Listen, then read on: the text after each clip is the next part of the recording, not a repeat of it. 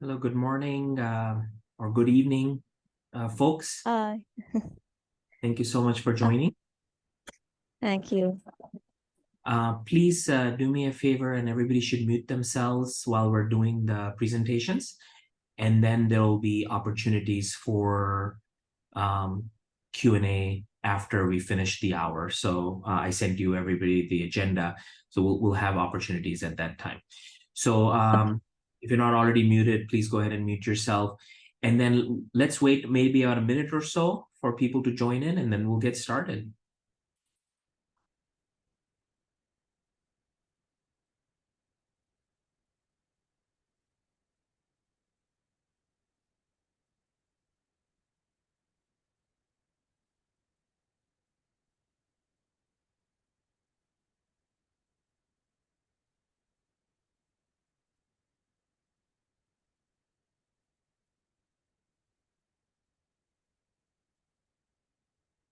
All right, so looks like we have 27 people or so on the line right now. We'll keep letting people join in, but in the meantime, why don't we get started? This session is being recorded so that we can provide you with the recording afterwards. And everything I will present today in terms of the slides, we will also provide that to you. So if you're not able to get notes taken for every single lab or every single opportunity, don't worry about it. I will provide all of this to everybody that I sent the invite to. So let me go ahead and share my screen. All right, so welcome everyone. It's my great pleasure to welcome you to the University of Illinois Chicago Biomedical Engineering programs, departments, information session for the graduate programs.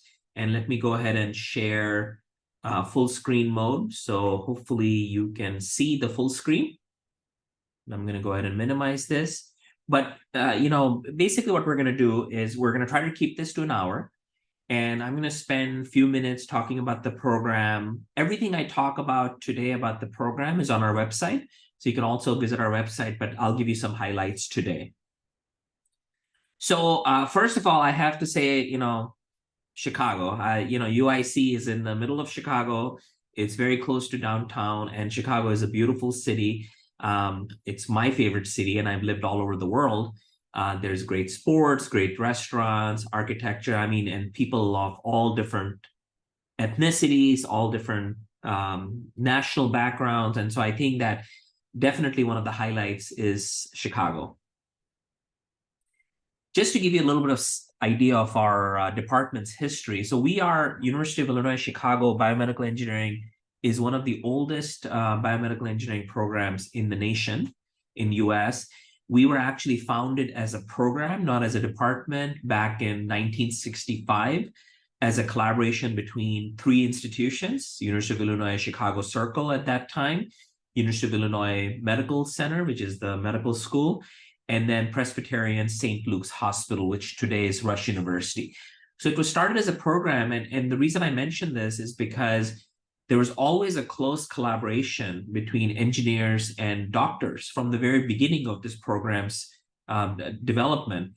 And then eventually, as the program got bigger and it started getting more students, it became a department once UIC was formed. And so UIC was formed in 1982 as a merger of University of Illinois Chicago Circle and University of Illinois Medical Center, and that formed UIC.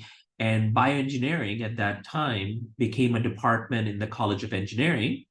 And then in 2013 became a department that is now jointly managed by the College of Medicine and College of Engineering. So we were the first department at UIC actually to belong to two colleges. And we love that because it allows us to collaborate with physicians as well as biologists, as well as engineers who are in different fields of engineering within the College of Engineering.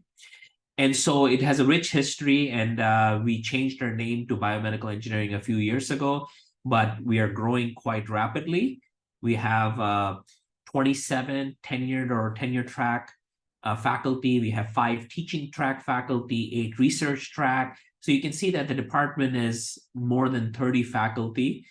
And then we have many affiliate faculty who have appointments in biomedical engineering as an affiliate faculty member. We have more than 50. So students have a lot of choices when it comes to research that they can do at UIC and in the faculty's lab that they're interested in. I already mentioned we have a strong collaboration. We have 125 PhD students right now. We have 94 MS students, and this number can fluctuate plus or minus 20, 30 in any given year. We have very strong diversity. We have 50% women in our department in terms of the student body, and we have no major race or ethnicity. So we have essentially most races represented in the department, and there's no major or majority race in our department.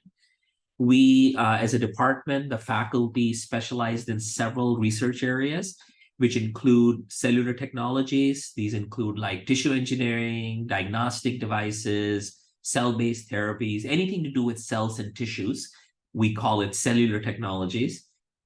We also specialize in imaging, so traditional instrumentation, hardware, software, small animal imaging, human imaging. We specialize in rehabilitation and augmentics. So these things include robotics for rehabilitation, orthopedics, neuroprostheses, anything that involves allowing people to do their function once they have had some sort of a potential disease, or maybe they need to monitor their condition. And then we have a separate PhD and master's program in bioinformatics. So these are the four areas. And when you come as a master's or PhD student, you can pick any of these areas to specialize in terms of coursework, in terms of faculty. Sometimes students want to do both, right? They may want to do a couple different areas. So we also offer the option of people taking courses in more than one area if they want to specialize a little bit less and be more broad. So we also offer that as well. So UIC Biomedical Engineering is one of the top institutions when it comes to research funding. So here I'm just giving an example. This is a specific type of ranking called the Blue Ridge BME ranking. This is only for biomedical engineering programs, and especially for schools that are jointly run or have an affiliation with the College of Medicine, which is very important in biomedical engineering. And you can see that University of Illinois Chicago Biomedical Engineering is quite favorably ranked when it comes to research funding. So we're not Stanford University, but we very favorably compare with institutions like Emory University, University of Virginia, etc. So we bring in a lot of money for research in this department. Basically, that's the point. And Salman, yeah, I don't know. I'm only seeing still your first slide. I'm not sure if anyone else. Oh, I'm sorry. I noticed that as well. I was going to just chat, but yeah. Well, I'm glad you mentioned that then. Right. Do you see the ranking slide, Tom? Yes, I do. How about now when I change it? Do you see the next slide? Yes. Yes. Great. Okay, good. Thank you for telling me. Clearly, I was not aware. That's the one problem, staring into a screen. So if you look at the other thing that this ranking does is that it takes the faculty at these institutions and it ranks them by funding. And you can see that we have several faculty in our department who are very highly ranked in terms of funding, research funding that they bring in. And so overall, basically the point being that we're quite a robust department that is fares favorably in terms of research funding with some of the top institutions as well. So in terms of research areas, I already mentioned this briefly, and these slides are not meant for reading. It's just giving you like various stories that we have published on faculty in bioinformatics and quantitative biology, in tissue engineering and regenerative medicine, with the grants that we have received, microfluidics for diagnostics and microbiology, and medical imaging, which is one of our traditional strengths, as well as rehabilitation engineering. And so I'm going to provide these slides to you, and you can read all these little snippets, but they're basically meant to show you that we have a lot of activity going on. We have professors making groundbreaking discoveries that are getting featured in articles, both locally as well as internationally and nationally. And so it's quite a robust department when it comes to its research infrastructure. So that's a little bit about the department. Let me talk about the admissions criteria. So I know many of you have a lot of questions about, what are the admissions criteria? So good news, we don't require the GRE. So if you haven't taken the GRE, or if you don't plan to take the GRE, we do not require it. If you provide it in your application, we will evaluate it as one metric, but we do not require it. We would like the GPA of students to be at least 3.0 on a 4.0 scale. If it's a little lower, there's a way to petition for admission, but typically our students who come in have a GPA of at least 3.0 out of 4.0. We would like to see grades of B or higher. So in the US, we typically have A, B, C, D, etc. We convert the grades from other institutions to A, B, C, but we would like to see at least grades of B or higher in 4 math courses, or courses that have these 4 elements of math: differential calculus, integral calculus, vector calculus, and differential equations. If you have not had this math, typically we do not admit students who have not had this math.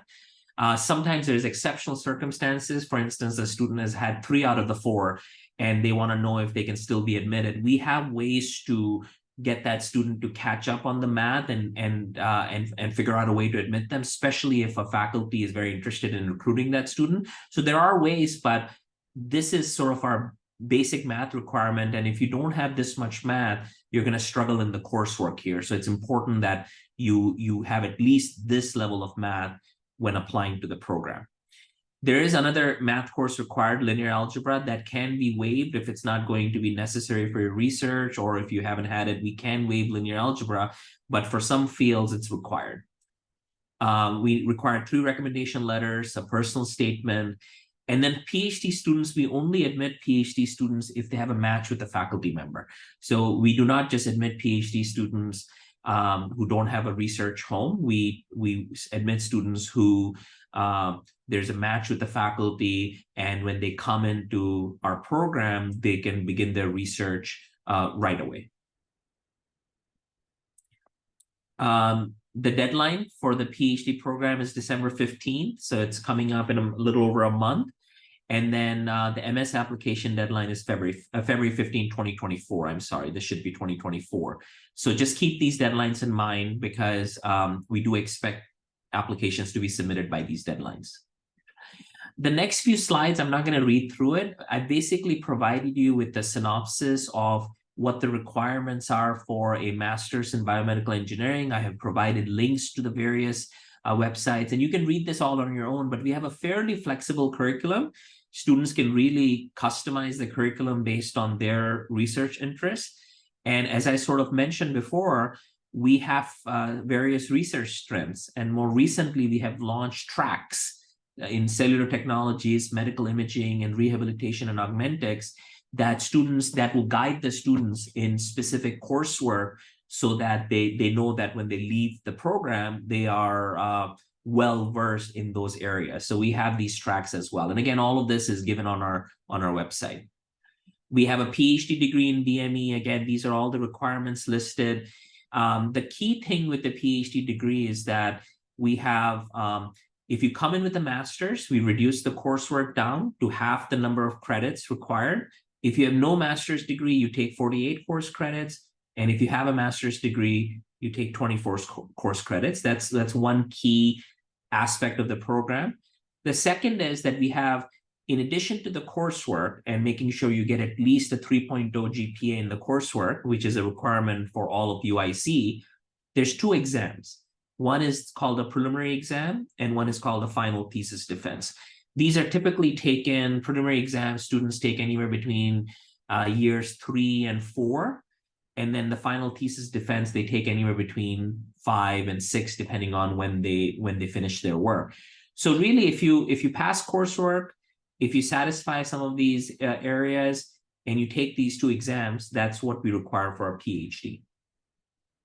We also have a separate master's program in bioinformatics, which has a different course requirement. And I encourage you to read through these slides when I provide them to you. And then we also have a PhD degree in bioinformatics, which is in some ways similar to the BME, biomedical engineering PhD. In other ways, it's different in terms of coursework. The one key difference between the PhD degree in bioinformatics and the PhD degree in biomedical engineering is that there's a qualifying exam at the end of year one for bioinformatics. So you take courses in your first year, and then there's a qualifying exam at the end of the first year that you have to pass in order to progress to the next year. And so that's one key difference between the BME PhD and the bioinformatics PhD. We guarantee funding to PhD students. If you're admitted as a PhD student, we guarantee funding for the duration of your studies as long as you're making satisfactory progress in the research and the coursework. MS students are typically self-funded in our program, though we do have sometimes teaching assistant positions available in the department, not many, but sometimes we do. And sometimes our master's students are also able to secure teaching assistant positions in other departments or research assistant positions in faculty labs. So there are ways to fund a master's education, but most of our master's students are self-funded. I already mentioned sort of research assistantships, teaching assistantships, etc. And then we do offer the option that if a student starts as a master's student and they want to switch to PhD, and if they can find a faculty advisor to mentor them, we do have the option of transferring a student from the MS program to the PhD program, either before finishing the master's or not finishing the master's, or after one has finished the master's. There's also a way to then start the PhD. So there is some flexibility, but we do need the student to have a faculty match for research. And then we have other funding options. These are typically for domestic students, but some of them are also applicable to international students. And we have internal fellowships as well. So many of you are probably interested in working for labs. And so I provided some tips for how to go about looking for labs that you can read on your own. I think the most important thing is faculty get a lot of emails. Like I get 300 emails a day. And out of those 300 emails a day, probably 100 are from students. And so it's very difficult for faculty these days to keep track of all the emails we're getting and of all the students who are interested. So I think what's really important is that when you approach a faculty, you approach them with a very specific request where you have done your homework on their research, you have a very specific interest in their lab, and you're providing something that they will catch their attention with regards to your interest.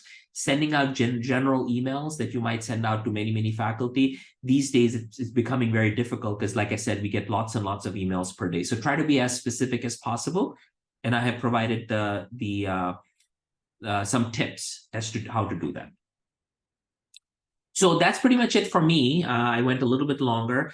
So now what we're going to do in the next 35 minutes or so is we're going to have different research areas of faculty that'll be featured. In some cases, the faculty themselves will present the research. In other cases, I will present on their behalf because they couldn't make it. But our goal is to show you about 10 different labs that currently are looking for students, have funding for them.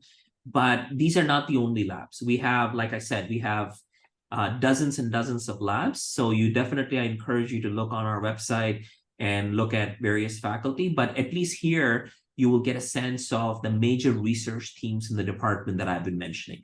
So first up is Dr. Shin. Dr. Shin, take it away. And when you need to advance the slide, just let me know. Sure, sounds good. Thank you, Dr. Katani. My name is Jaewon Shin. I'm Associate Professor in Pharmacology and Regenerative Medicine, and also Biomedical Engineering at UIC. So my team is named Sculpting Regeneration. We're working on strategies to regenerate tissues overall. And our lab consists of a diverse range of expertise, consisting of postdoctoral fellows and BME PhD students. And former lab members went on to become both in academia, starting their own labs, as well as in industry.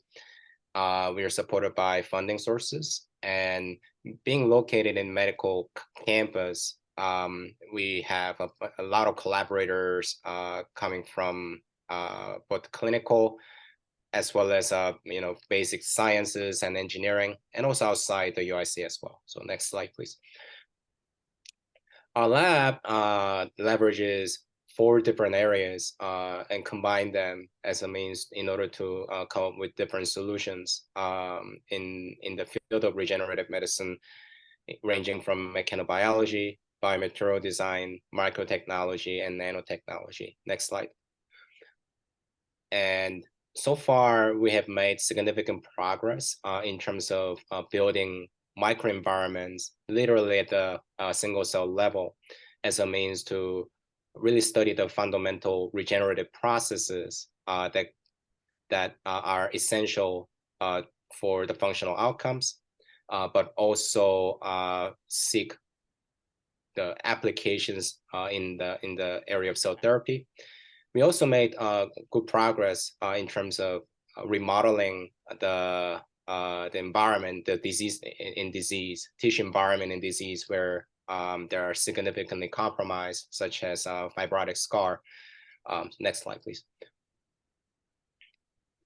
Okay, so basically, the way that we are seeing tissue regeneration is that there are generally 3 major hurdles. The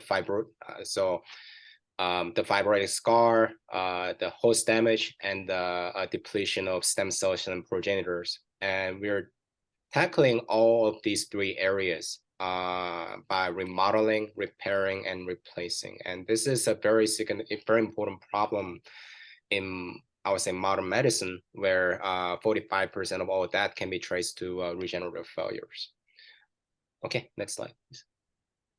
In terms of remodeling, we are focused on understanding how the scar is formed and leverage these particular cells, called mesenchymal stromal cells, as a means to remodel the fibrotic scar. And the way that we're doing it is that we're developing encapsulation cell therapy. So by coating individual cells in the soft biomaterials that reflect the healthy microenvironment, we demonstrated the efficacy in the preclinical model of fibrotic lung injury through the process that where the collagenous scar is degraded by the enzymes secreted by cells in only when they're placed in this engineered environment. Next slide.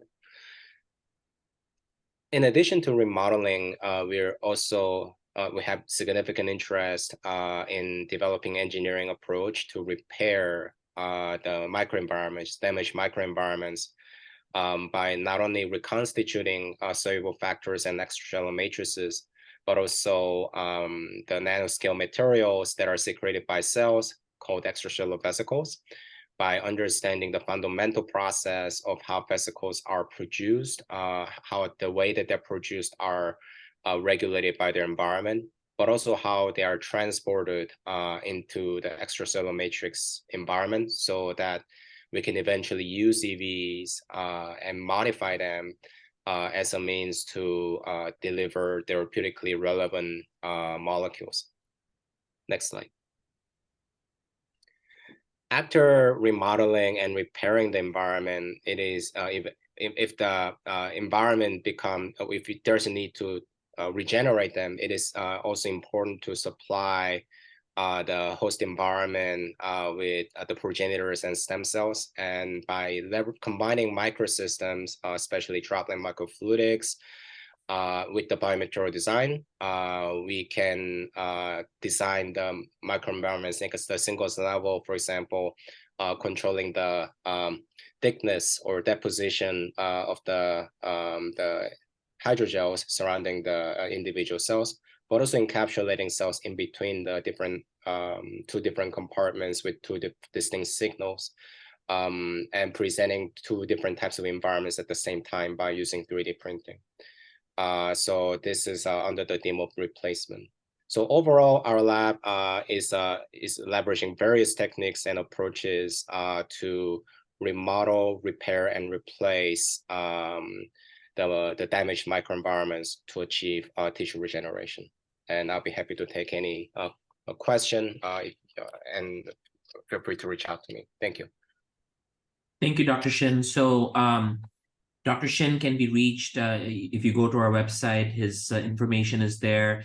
Please feel free to reach out to Dr. Shin if you're interested in his research. We're going to move on to the next lab. And so I'm going to be presenting Dr. Alsberg's lab. He couldn't make it today. So Dr. Alsberg is another tissue engineering faculty. So what I've done is that I've kind of aggregated the faculty by research area. So the first few faculty are going to be in cellular technologies, Dr. Shin being the first one. The second one being Dr. Alsberg. His lab is called the Ascent Laboratory. And basically what they do is they develop biomaterials and tissue engineering techniques for, again, repairing, replacing, and regenerating tissues. And there's a few examples that he has provided here. One example is they're using high throughput microarrays of various biomaterials to figure out which biomaterials and which molecules are going to allow stem cells to become things like cartilage, for instance. And these are very high throughput technologies, very scalable, if you will. Other things that they're doing is they're essentially generating tracheal replacements. So people who have had damaged trachea, they typically don't have very many options. And so what Dr. Alsberg's lab is doing is that they're regenerating trachea by using these sort of rings. And these rings of cells have mesenchymal stromal cells that you already heard Dr. Shin mention. It has endothelial cells, various growth factors, and you can see that these rings start fusing into a tracheal-like structure that could be implanted into animals. Dr. Alsberg is also pioneering new 3D printing techniques. So here is an example where they have this bead bath, so bath made of beads, and these beads are made of alginate, methacrylated alginate, and oxidized and methacrylated alginate. And what they do is that they print cells directly into this bead bath, and the bead bath essentially accommodates the cells. The cells are allowed to fuse and allowed to form a tissue, and then this bead bath can be caused to degrade away, or it'll degrade away with some time constant, allowing the tissue to completely be ready for implantation without using any external inks. So the bead bath essentially holds the tissue together. Even more recently, Dr. Alsberg's lab has pioneered what's called 4D hydrogels, the idea being that under either with time or various stimuli, you can actually get the hydrogels with either cells or no cells to essentially form different shapes as would happen in development. So now you have a system where, depending on the geometry and depending on the chemistry of the material, you can actually get the material to cause shape formation in the tissue of interest. And so with time. And so that's where the 4D comes from. And so this is something that is quite powerful for next generation tissue engineering. So this is, I'm going to present about my lab. And so my lab is called the Microfabricated Tissue Models Lab, or the MTM lab. And again, in the same area of tissue engineering and cellular technologies, my lab also strives to engineer living tissues for drug development and cell therapy. We work in 3 areas. We work in drug metabolism and toxicity screening, in modeling various diseases for novel drug discovery, and then regenerative medicine or cell-based therapy. So we tend to work both in vitro and in vivo in terms of applications. On the bottom left are some of the techniques that we use, or we adapt, or we develop, depending on the questions at hand. So people in my lab typically learn these techniques on the bottom left. And on the bottom right are some current projects in our lab. For instance, microfluidic liver cultures for drug screening. We are 3D printing a vascularized liver.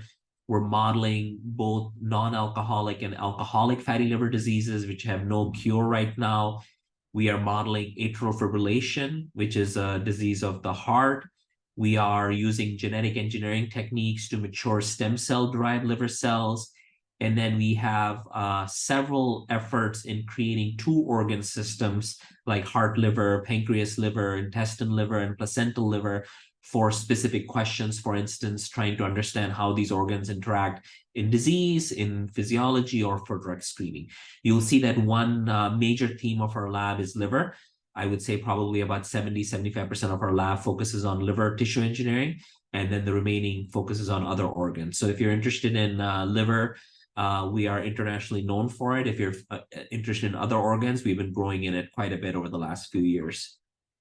These are some examples of some of the work we have done, where we're using a microfluidic device to form these essentially organoids, 3D microtissues.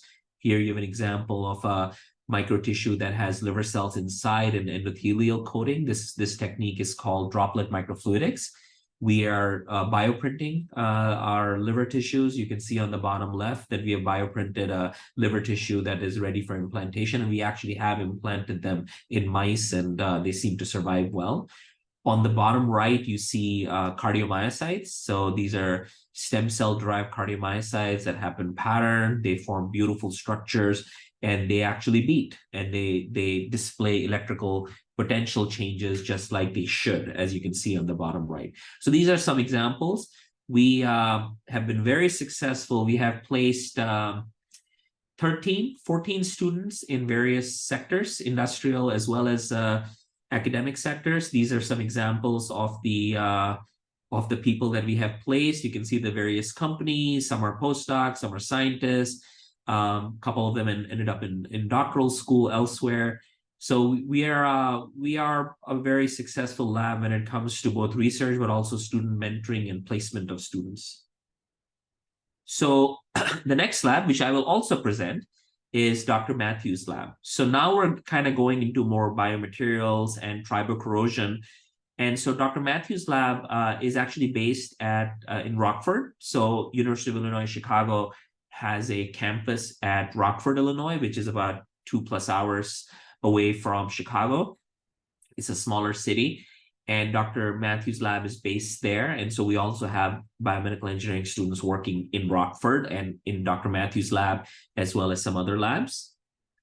And Dr. Matthews' lab focuses on the toxicity and the corrosion of metal implants. So, hip implants, shoulder implants, various screws that go in people's bodies. He focuses on trying to understand, how do these corrode over time? What are some of their particles that are released? How toxic they are to the human body? And so his work is extremely important when it comes to these implants, which many, many, many people have. These are some technologies and some research areas. So he looks at dental implants, hip implants, shoulder implants, TMJ implants.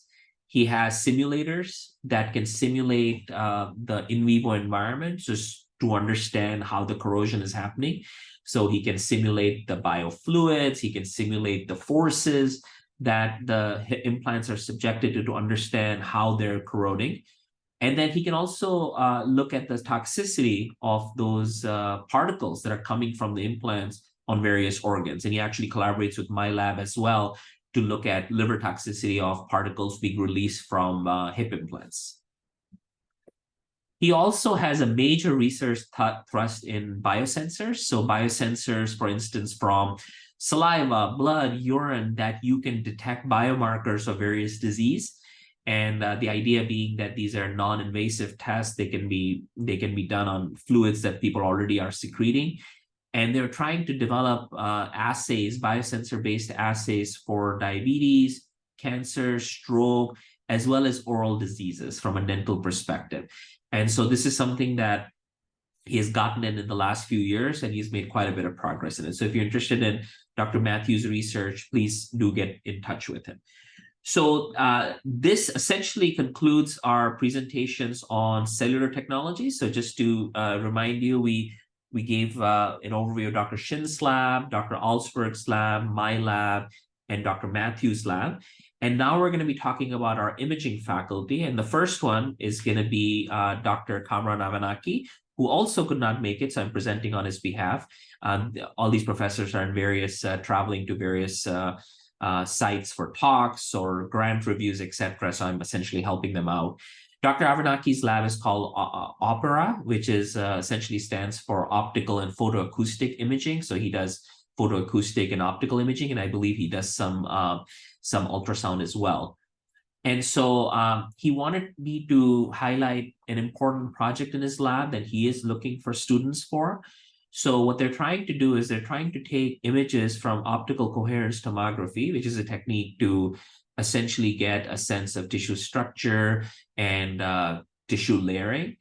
And the idea is that he's using machine learning to extract features from these images and then use machine learning techniques to try to predict whether the tissue that is being imaged has a disease or not. In this case, they're applying it to melanoma, of obviously skin cancer. And so this is a project that he has a decent amount of funding for, and he is looking for students. So if you're interested in imaging, photoacoustic imaging, machine learning, instrumentation, please do get in touch with Dr. Abenaki. Next up is actually our department head, and he's here, so I'm going to let him present his own research. Okay, thank you, Salman. Yeah, so I'm Tom Royston. I manage the Acoustics and Vibrations Lab.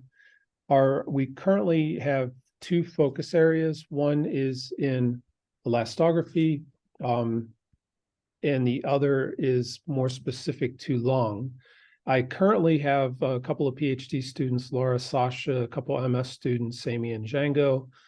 Laura and Sasha and Amy are all working on the elastography project. Salman, could you advance a slide there? So first of all, very quickly, what is elastography? Basically, it's a method where we vibrate someone or something, and then we somehow image the vibratory wave motion, and then use an imaging modality, be it ultrasound, MRI, or optical methods, to capture an image of that wave propagation, and then use some type of modeling, could be theoretical, computational, to basically inverse model the tissue properties. So this mainly is the soft tissue. Biological soft tissue will change its viscoelastic properties in response to injury, pathology, therapeutic intervention, et cetera. So this can be a very powerful, non-invasive way to assess the health of the tissue. So, and this basically replaces a biopsy, which is invasive and is only giving you a tiny sample of some type of tissue, and biopsy is not possible in some cases. And you certainly can't biopsy your brain. And it also, basically, it's a high-tech way of doing what we call manual palpation, just how a physician used to basically feel on the surface and maybe look for tumor lumps or indicative of tumors. So my lab, we do elastography using ultrasound methods, MRI methods, optical methods, which all have their various pluses and minuses. My focus is on the method of elastography, and I am modality agnostic. I collaborate a lot with Dieter Klatt, who Salman will present some of his work later. Dieter focuses on MRI methods, one of them being MR elastography. So his and my lab work together a lot. So currently my focus is on, we are funded to do work on muscle elastography. This is a joint project with researchers at Northwestern University and the Shirley Ryan Ability Lab. Muscle's very interesting because not only do material properties change how waves travel, but also the stress field radically alters how waves travel. So, and muscle, skeletal muscle is always under some type of stress. And so part of the challenge, and now the stress can also be altered by disease pathology. And so the challenge is, can we use elastography to both identify the stress field and the material properties independently? So that's where a lot of our effort is now on this this NIH project. Another slide there, Salman. Thank you. Another area I do some am starting to do more work in is lung imaging using hyperpolarized xenon MRI. So MR imaging is great for soft tissue. It stinks when it comes to the lungs because of the air. So most standard MRI images is proton imaging. They're imaging the hydrogen atoms in the water molecules that make up soft tissue.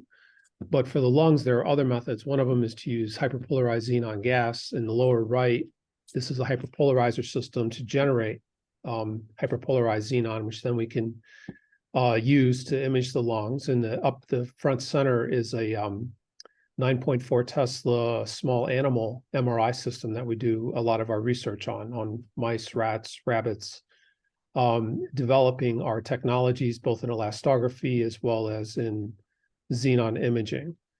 And so this is a kind of a growing area for me. I hope to have positions in the future in it. We just have a new grant on it in this area, and we're hoping to build in that area. And my website is easily found at UIC, and you'll see that we've had a lot of students come through my lab, and I have listed there a lot of them where they are now. Some are in academia, many are working in national labs, and many are in industry. Send me an email if you have an interest. And thank you for your attention, and thank you, Salman. Thank you, Dr. Royston. So next up on our imaging faculty roster is Dr. Xincheng Yao's lab, and we have one of his students here, Toby, who's going to present these slides. Go ahead, Toby. Thank you so much, Dr. Ketani. My name is Toby, and I am a biomedical engineering PhD student in Dr. Yao's lab. Our lab is known as the Biomedical Optics and Ophthalmic Imaging Laboratory. And the image on the right shows exactly where our lab is located, which is the Lions of Illinois Eye Research Institute on the West Campus. So what exactly do we do? Like you may have correctly predicted, which is self-evident from the lab's name, we collaborate with ophthalmologists and vision scientists to advance retinal study for the early screening and diagnosis of eye diseases. On the left, the previous slide, you would see an image of the group, one of our memorable group moments, and either sometimes you are at a dinner or at a conference where we present our paper to advance retinal study. So the question is, how do we advance retinal study? Next slide, please. We do this by developing optical instrumentation and imaging technologies such as ultra-wide fundus photography, functional optical coherence tomography, and super resolution ophthalmoscopy. And so we use this optical instrumentation technology that we developed to visualize the layer at the back of the eye, which is the retina. On the next slide, you'll see some images of the retina at the macular region taken using these optical systems. And so here is an image of the retina at the macular region. And typically when you take images of the retina, there is eye movement, especially microsaccades. And one way to compensate for these eye movements is by accurate image registration. And initially, the original image on the left is quite dynamic with a noticeable movement. The second is using the direct registration strategy, but still, it still exhibits some rotational movement even after registration. And lastly, resizing assisting registration strategy effectively improves the performance of image registration in OCT. But though, unfortunately, the GIF that will demonstrate this is currently a static image. Also, in addition to morphological studies still on this slide, we examine the changes in structures of or thickness of the retina. We also carry out functional studies in the retina where we examine various physiological parameters such as the blood flow, oxygen saturation, and metabolic rates within the retina. Here are some of the functional study papers that we've published. Next slide, please. In our lab, we also do a lot of work with artificial intelligence for retinal imaging analysis. For example, the image at the top left shows the different retinal layers. You could maybe design a deep learning framework that automatically segments the different retinal layers, or maybe a network that tells the type of eye disease just by observing the different layers of the B scan. The next image is from OCT angiography of the retina, which shows the vascular information in the retina. And the next is a vessel map that shows the artery and vein at the macula after segmentation. Our open source deep learning network known as MFAVNet allows for the segmentation of artery and vein at the capillary level resolution, which is quite exciting to me. But if you're excited like me and would like to know more about our lab or join our lab, you could check our website, yaolab@bioe.uic.edu, or send an email to our PI, Dr. Yao. His email address is on the website, xty@uic.edu. Thank you very much for your interest in our lab. Thank you so much, Toby. We have one more imaging lab I wanted to feature for Dr. Klatt, who couldn't be here today. So Dr. Royston already introduced elastography, and so Dr. Klatt focuses on MR elastography, and he has a couple projects he wanted to show you all. One project is looking at Alzheimer's disease and looking at how the stiffness of the brain changes. Apparently, when a brain has Alzheimer's, it gets softer. And so Dr. Klatt is using MR elastography initially with animal models and eventually, obviously, with humans in the future. He's trying to understand how the mechanical stiffness changes and whether that could be a diagnostic tool for different stages of Alzheimer's disease. So that's one project, and he has published a nice paper in that project. The other project that he's doing is looking at, this is for human tissues and looking at prostate cancer. And so in this case, it's a 9.4 Tesla MRI that's been connected to various waveform generators, essentially to do elastography. And they can then diagnose based on the stiffness and the various regions of this tissue and the stiffness of this tissue, they can diagnose where the cancer is in this prostate using the images that they're getting from it. And so this is another project that he has published on, and he wanted to feature to you all. And if you're interested, please get in touch with Dr. Dieter Klatt. And I can send the emails of all the faculty when I send the slides. So don't worry about the email addresses. I'm happy to share that a little bit later. Okay, so we're gonna have, I showed you cellular technologies, I showed you imaging. Now we have a couple faculty in computational modeling, bioinformatics. The first one is Dr. Zhengli Peng, and his student Nima is here to present it. So Nima, go ahead. Thank you, Dr. Patani. I'm Nima from Dr. Zhengli Peng's lab, and I'm here to present our lab on his behalf since he's teaching now. Peng's lab is a multi-physics and multi-scale modeling lab. The later topic is what I'm generally working on. The multi-physics modeling or microstructure-based modeling. If you go to the next slide, please.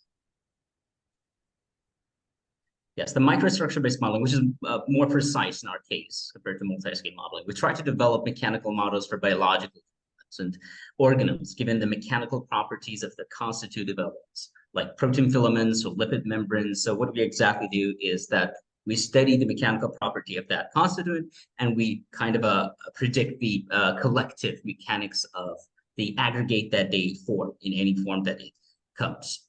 So here are some of the research that we have finalized. On the left, you can see the mechanical property. We predicted the mechanical properties of red blood cell based on the mechanics of a spectrum filament, and we modeled their connectivity based on the images that we have. I use the same approach to model the mechanics of nuclear lamina, a protein network that encapsulates the nucleus of eukaryotic cells to study its implication of nuclear lamina in cell migration and cancer mechanobiology, which can help in cancer mechanotherapy later.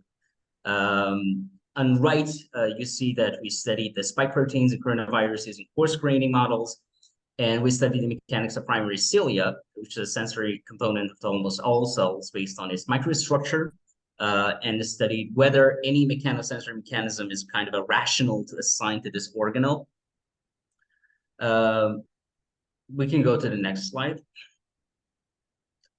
On the other side, we did a lot of microfluidic simulations. This is not the area that I'm working on, but I'm going to explain to you as much as I know. We collaborate with Dr. Poposky's lab to add insight to their experiments by modeling and numerical simulations. Mostly we study the inertial focusing of particles using different approaches from finite element-based solvers like COMSOL to the space solvers and LAMPS. We developed our own space solver, and we're using that. And we had a lot of development on that case. So in general, we do modeling, has a lot of calculus and simulations, which includes both enterprise software, open source packages, self-written codes with both continuum-based and particle-based solvers, and we have a particular interest in fluid and solid mechanics. You can contact Dr. Zhang Lipeng. I'm pretty much sure Dr. Tani will share the emails, but you can just find him in the department's website. Thank you so much, Nima. And so last but not least, we have Dr. Young Dai, who's also the Associate Director of Graduate Studies, and she manages the bioinformatics program. So Dr. Dai, are you here? Yes. Can you Okay, hear me? perfect. Okay. All right. So my lab is named as Computational Functional Genomics, which reflect our long-term interest in utilizing transcriptome and epigenomics data to infer the molecular mechanism. So we have a strong focus of using deep learning, machine learning, including deep learning, and also statistic modeling approach to integrate these large-scale multi-omics data. So here, this slide you're looking at is our latest expanded area of integrating, developing deep learning model to integrate multi-omics data, which is focused on the microbiomics, including the metagenomics and metaomics data. So here's the one of the computational challenges we're addressing is to developing the deep learning model that has the capacity of incorporating high-dimensional multi-omics data in terms of microbial and metabolomic. And so this model will enable us to predict the patient, the host, the health status, not only is very sick, but also the tendency of the developing certain disease. So the second focus of developing such a model is to utilizing the computational tools for integrating the recent large-scale single-cell transcriptome and epigenomics data to ask the question, what would be the driving molecular drivers, such as the transcription factors, to drive this cell differentiation, or to control regulating the different heterogeneous cell types. So we have been also not only developing our model, we also actively apply our model by developing collaborations with the clinicians, and as well as the colleagues such as Dr. Kitani in a lab for analyzing the data from the genetically modified the liver cell data.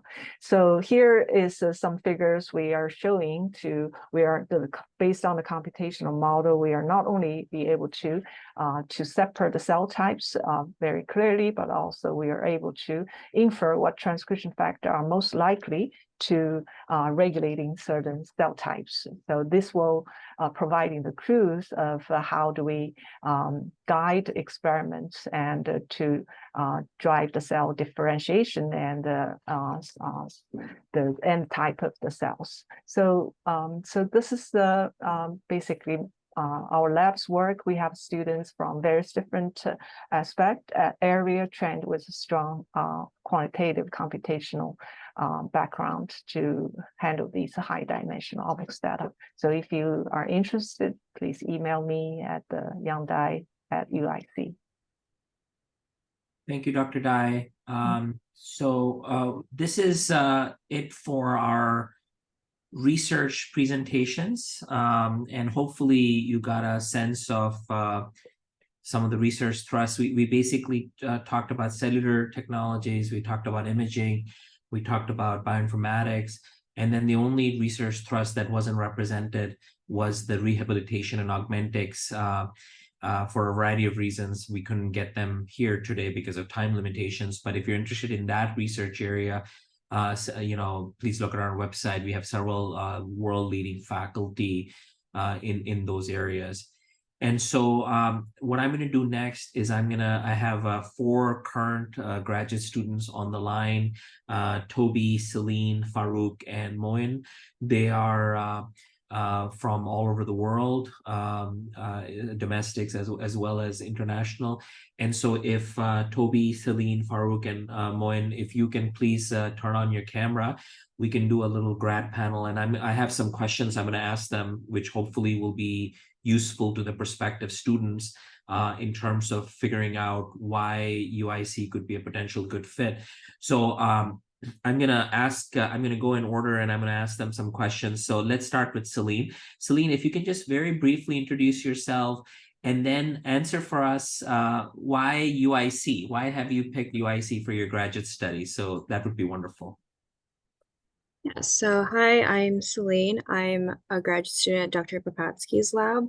I also did my bachelor's at UIC, so I'm pretty familiar with the program and the school itself. So I decided to stick around UIC as a PhD student because of sort of the research that was being done here. And it just so happened that the research interests that I wanted to do aligned with Dr. Papatsky's, which was the biggest factor of my decision in staying. And also just being in a big city like Chicago was also a big factor. I really do like living here and being close to friends and family. So Thank you so much, Celine. Moin, let's go to you. So if you can briefly introduce yourself first, and then maybe you can talk about sort of the interdisciplinary aspect that you have seen at UIC and BME and how you may benefit from that in your own research. Hello, everyone. My name is Moin, and I'm from Dr. Peng's lab. I'm a third-year PhD student. So yes, for your question, I think it's really interesting to have all these labs at the department.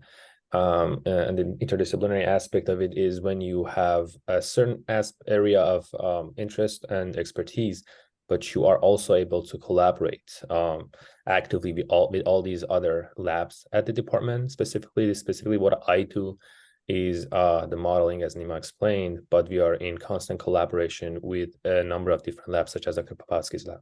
So that's what really makes it interesting to do research, to have another perspective of what you're doing. Thank you so much, Moin.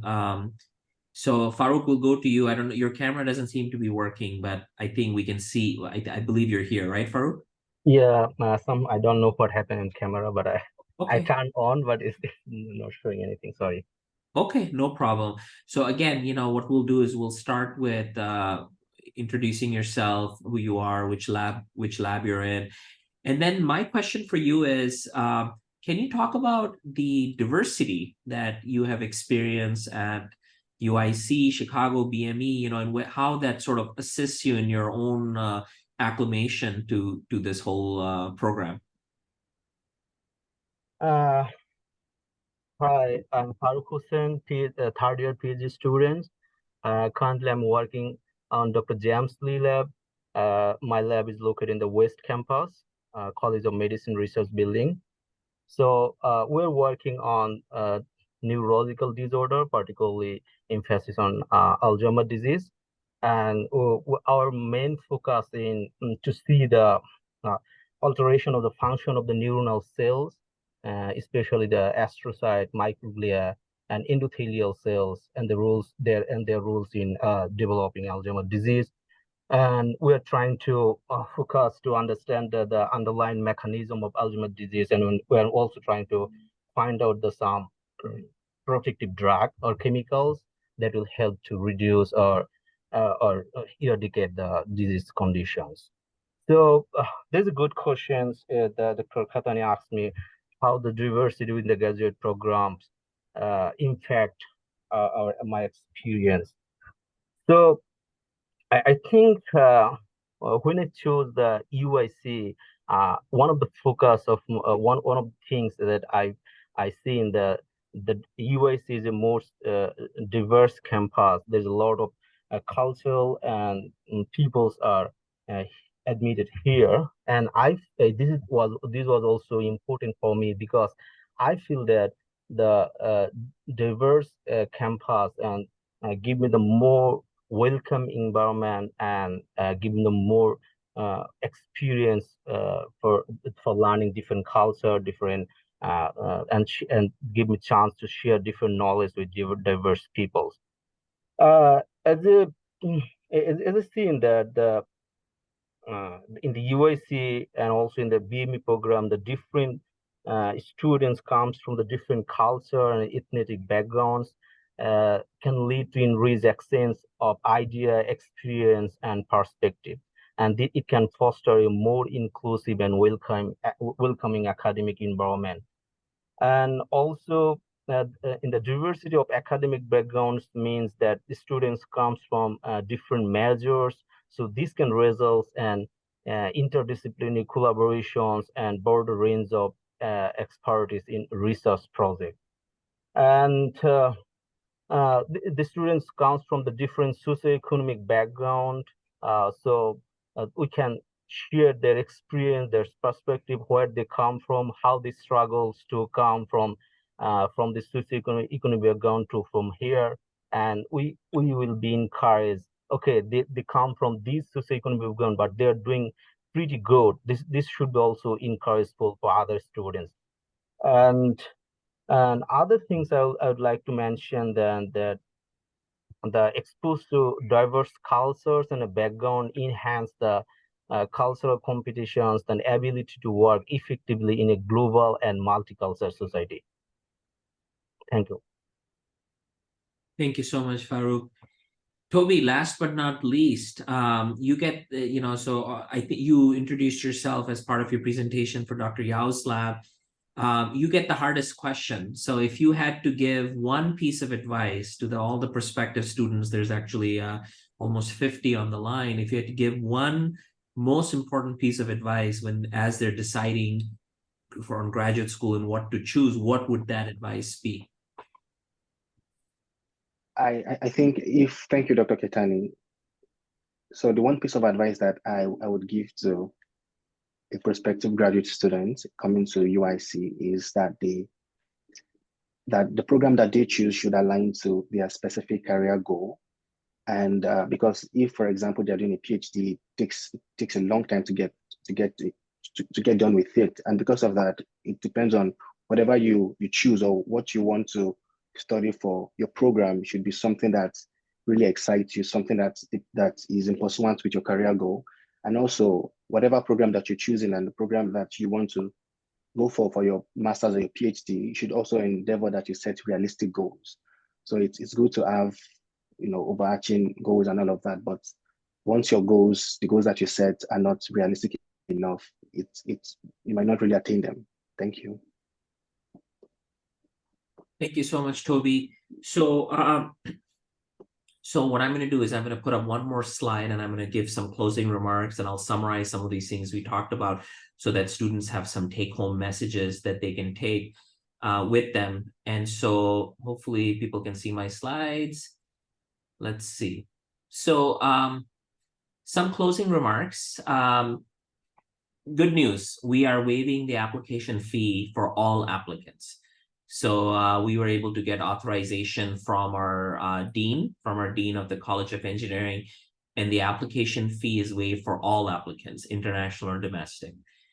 However, for international students, there is an additional fee called a credentialing fee. By the way, these fees are charged by UIC admissions, not by our department.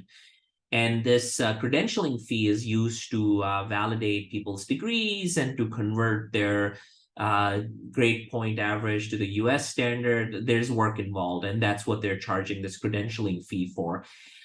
This is in addition to the application fee, which is waived. Now, this credentialing fee, we do not have permission from UIC to waive it for all applicants. But if a faculty member emails me asking for that fee to be waived for a candidate because they have established good contact with that student, we will consider that. And we do that on occasion. But this is something that the fees are not in our control, the department's control. We do our best, but hopefully not having an application fee is going to help from the financial standpoint. I understand that the exchange rate across the world is not the most favorable often, and it is a big financial burden on many people. I understand that. On the other hand, there are certain things that are we do our best, but that we can't always have in our control in terms of waiving every penny that UIC charges. So that's one point. The second point is that if you come here as an MS student, and if you follow one of the tracks that we have created, the cellular technologies track, or the rehabilitation and augmentics track, or the imaging track, we have designed those tracks so you can finish your MS degree in about 3 semesters in 1 summer. So especially if you're doing research thesis in the MS, you don't have to do a thesis. You can actually just take coursework and graduate. But if you do a thesis, that reduces your course load, and you can do the thesis in lieu of that course load. But even then, an MS degree can be completed in 3 semesters. If you started in August, let's say, of 2024, you would be able to graduate by December 2025, as long as you stay on the track and do what we're asking you to do in terms of taking courses in specific semesters. The PhD degree, as Toby sort of alluded to, there's a range of people graduating between 4 and 6 years. Some graduate early, some take a little bit longer. The average is about 5 years. And as I said before, the PhD degree is fully funded. Our stipend is $32,000 US dollars, plus no tuition that you have to pay. And so this is for the duration of the studies, as long as the student is making satisfactory progress in both coursework and research. The MS degree, as I mentioned, is typically unfunded, though there are options.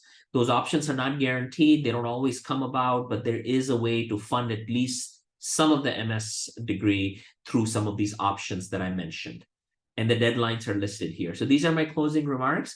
And we only went 6 minutes over, which is not too bad, I suppose. And now what we'll do is people are welcome to head out if they wish.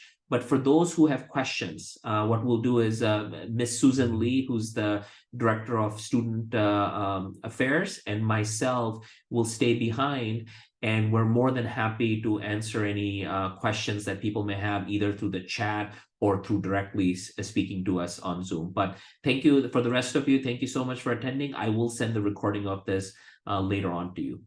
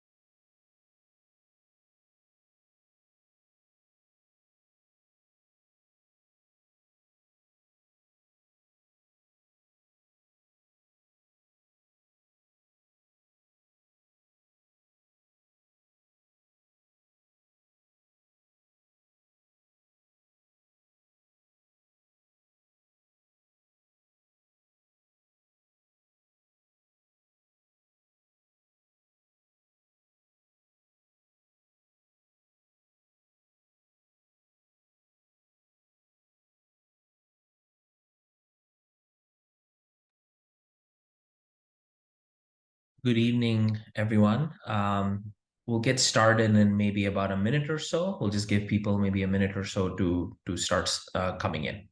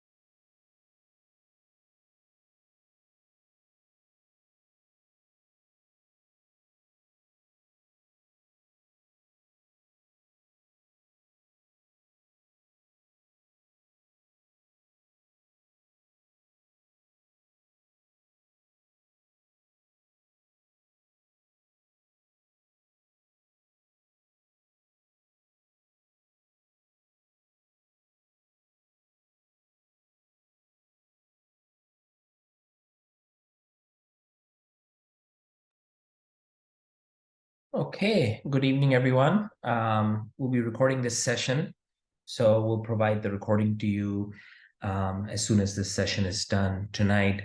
And so no need to feverishly take notes because everything will be provided as well as the slides. So let me get started. My name is Salman Ketani. I'm the Director of Graduate Studies in the Biomedical Engineering Department at UIC, University of Illinois, Chicago. And let me go ahead and share my screen because we have a slide deck prepared for you.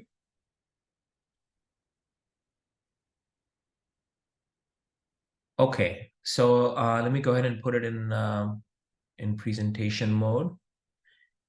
And maybe one of the UIC students can tell me if you can see the presentation mode for the PDF.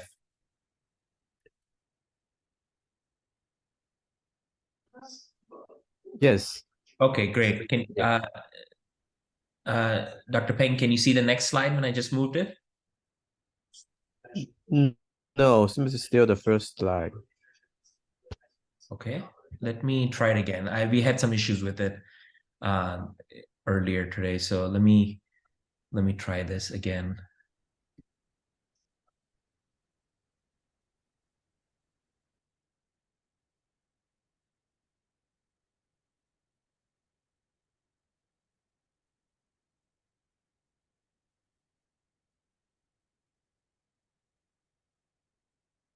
How about now? Can you see me moving the slides? Yes. Now it's Okay. working. Perfect. And looks like, okay, great, wonderful. Yeah, I think I have to go to a full screen mode and then share. Okay, again, hi everyone. This is the Biomedical Engineering Department grad program overview. And, first of all, I always like to advertise Chicago as a great selling point of UIC. UIC is Chicago's one and only public research university. We are right next to Chicago. Chicago has amazing things to do. I have lived in many cities all over the world, actually, and I can tell you Chicago is my favorite city. And no, they did not pay me to say this. This is on my own time. So Chicago is a wonderful city, lots of great sports, restaurants, architecture, etc. So if you were to come here and spend, 4, 5, 6 years, shorter or longer, depending on what you plan to do, you would love it here. You will love it here. I'm convinced. So, the other thing I wanted to talk about is a timeline of UIC BME. So UIC BME is one of the oldest programs in the nation. It rivals with programs like UCSD, University of California, San Diego, and other programs. We started in 1965 as a program between 3 institutions: University of Illinois Chicago Circle, University of Illinois Medical Center, which is today the Medical School of University of Illinois, and Presbyterian St. Luke's Hospital, which today is Rush University.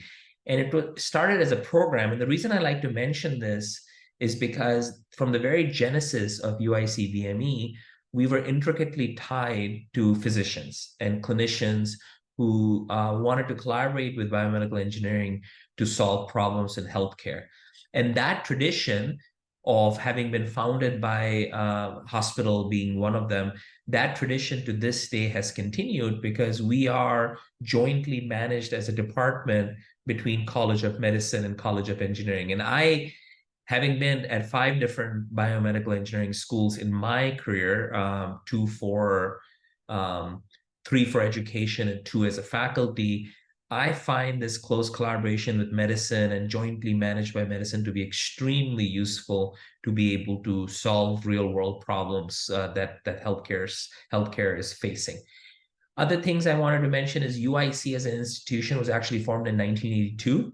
It was a merger of these 2 institutions, the medical school and University of Illinois Chicago Circle. And now we have one of the largest medical schools in the nation, in the UIC Medical School or University of Illinois Medical School, but it's part of University of Illinois Chicago. Bioengineering became a department soon after UIC was formed. And then we became the first department in 2013 to be part of 2 colleges, as I sort of alluded to. And then we got endowed as a department. We're now the Richard and Luann Hill Department of Biomedical Engineering. Our name was changed to Biomedical Engineering a few years ago. So rich history. And we're actually have been growing quite a bit. About 10 years ago, we maybe had 10, 12, 15 faculty at the most. I wasn't here, but so I'm told. Now we have 27 tenured or tenure track faculty. We have 5 teaching track faculty, 8 research track, and then visiting professor and instructor. So we're more than 30 faculty members just in the department. Furthermore, we have more than 50 affiliate faculty. These are faculty who are in other departments, but have also an appointment in biomedical engineering, and they are able to take on biomedical engineering students. So students here have a lot of options. If you just look at our website, if you look at our affiliate list, you pretty much have any lab to pick from between College of Medicine, College of Engineering, even some in the College of Pharmacy. We have 125 PhD students as of maybe a few weeks ago. We have 94 MS students. This fluctuates plus or minus 10, 20 every year. We have strong diversity, which is true of biomedical engineering in general, that 50% of our student body is female. And we have no major race or ethnicity in BME. This is a unique feature of our department in the sense that we have so much diversity that we have essentially most races and ethnicities represented. I don't want to say all because I didn't quite count everything, but we have most races and ethnicities represented in our department. We have, I would quantify, we have 4 research strands. Within these, there's many subspecialties, but you can essentially categorize them as 4 research strands. One is in cellular technologies. This is to do anything with living cells. It includes cell and tissue engineering, diagnostics, cancer diagnostics, cell-based therapies, anything to do with cells. We call it cellular technologies. Imaging is also one of our traditional strengths, imaging in photoacoustic, ultrasound, optical coherence tomography, the instrumentation, the machine learning algorithms, the computational aspects of it. We do it all. Our faculty do it all. Our third area is rehabilitation and augmentics. So Chicago has the famous Shirley Ryan Ability Lab. Previously, it was called the Rehabilitation Institute of Chicago. Because we have this very famous rehab institute, we have several faculty who are actually either collaborating with or housed at the Shirley Ryan Ability Lab, which is in downtown. And so we have a strong specialization of our faculty in rehabilitation and augmentics that includes neuroprostheses, wearables, robotics for rehab, etc. And then we have a separate master's and PhD program in bioinformatics, which includes not only traditional bioinformatics, large-scale data integration analysis, but also includes computational modeling, systems biology, and as well as some synthetic biology. UIC, if you look at US News and World Report, which is entirely subjective, meaning basically US News for graduate school, the department heads rank each other. We're sort of in the top third. There's 150 biomedical engineering programs. We vacillate between low 40s at the most high 40s. We're in the top third of the programs in the nation. But because it's subjective, it tends to vary. If you look at quantitatively how we compare to other schools, this is a ranking called Blue Ridge ranking, where what they do is they take all the biomedical engineering programs that have affiliation with the College of Medicine, which is, as I sort of said, is important. Those include Stanford, Hopkins, Emory, us, Virginia, Case Western, etc. We compare pretty favorably to those institutions in our research funding, as you can see on the left. We're no Stanford, but very few institutions are.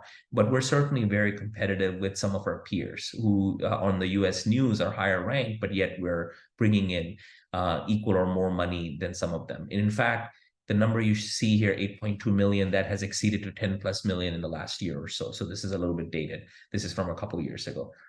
And then within these schools, this ranking ranks faculty members who have certain amount of research funding, the top 100.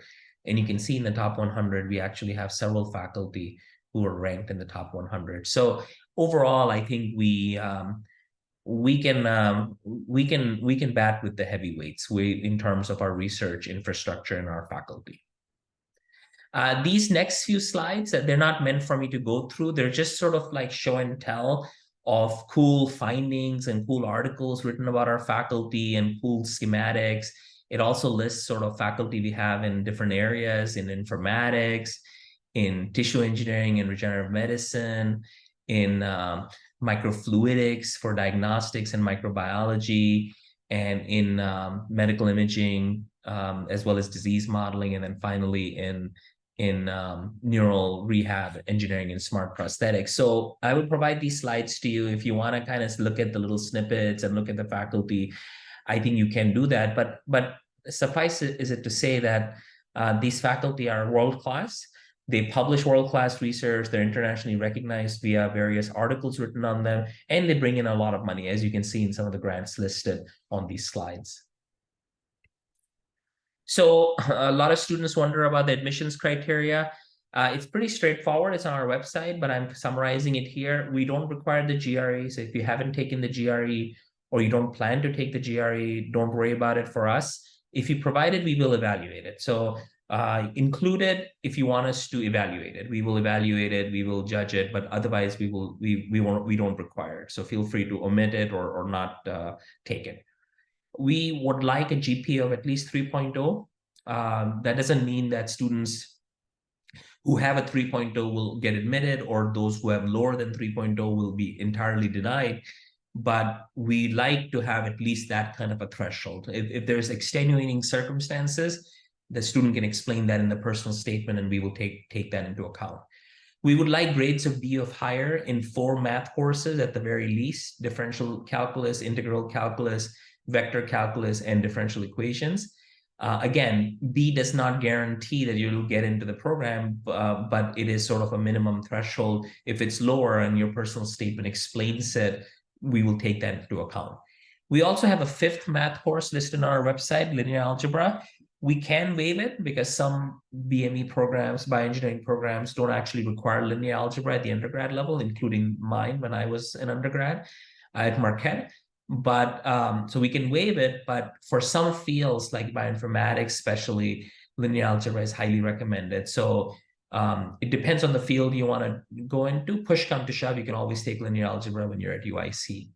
We require 3 recommendation letters, personal statement, in which you should list which faculty or which faculty members you want to work with, because that's what allows us to channel your application to the right faculty for review.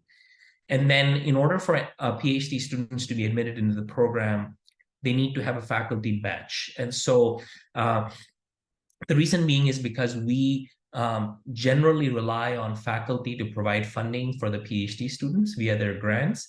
We do have some fellowships. Sometimes students get external fellowships. Sometimes they get internal fellowships. I'll talk about that a little bit later. But majority of our students are funded on federal grants that the faculty bring in. And so it's important that we make a match with the faculty from day one. So what happens typically is we get applications, students list faculty names in the personal statement. We have those faculty review the applications, and then based on that, we make either admissions decision right away, or we invite some of the students to campus for an interview, and then we make an admission decision after that. It all depends on the qualification of the student and when do we actually admit them.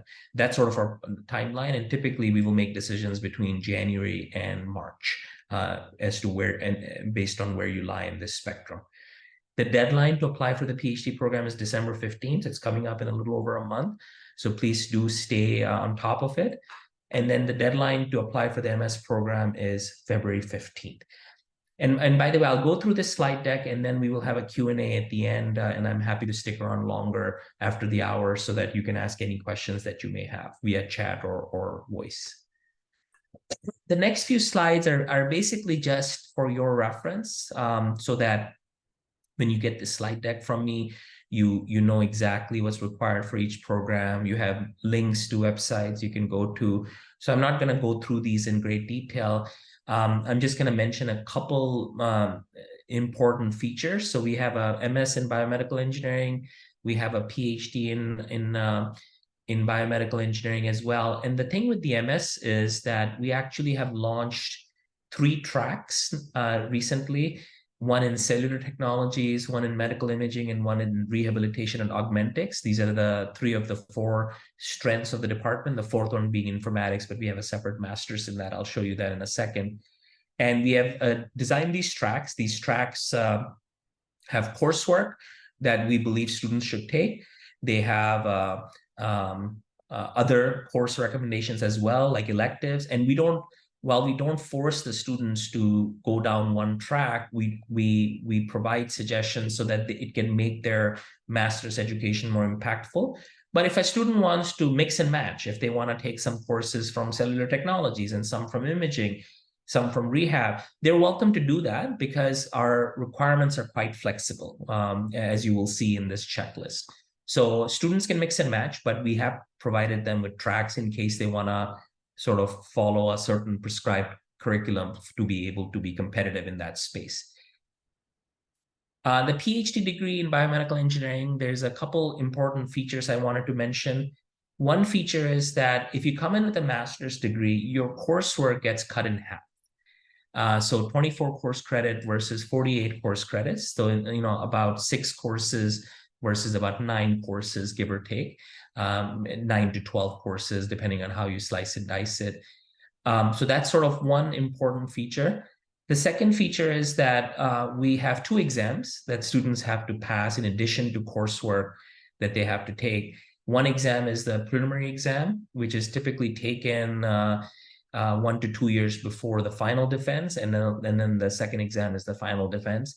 And these have a written component and an oral component, and this is very similar across many PhD programs. So as long as students are taking coursework, they're getting 3.0 GPA, which is required by the Graduate College at UIC, and as long as they're passing these 2 exams with their committee that they have selected, they can, they get a PhD.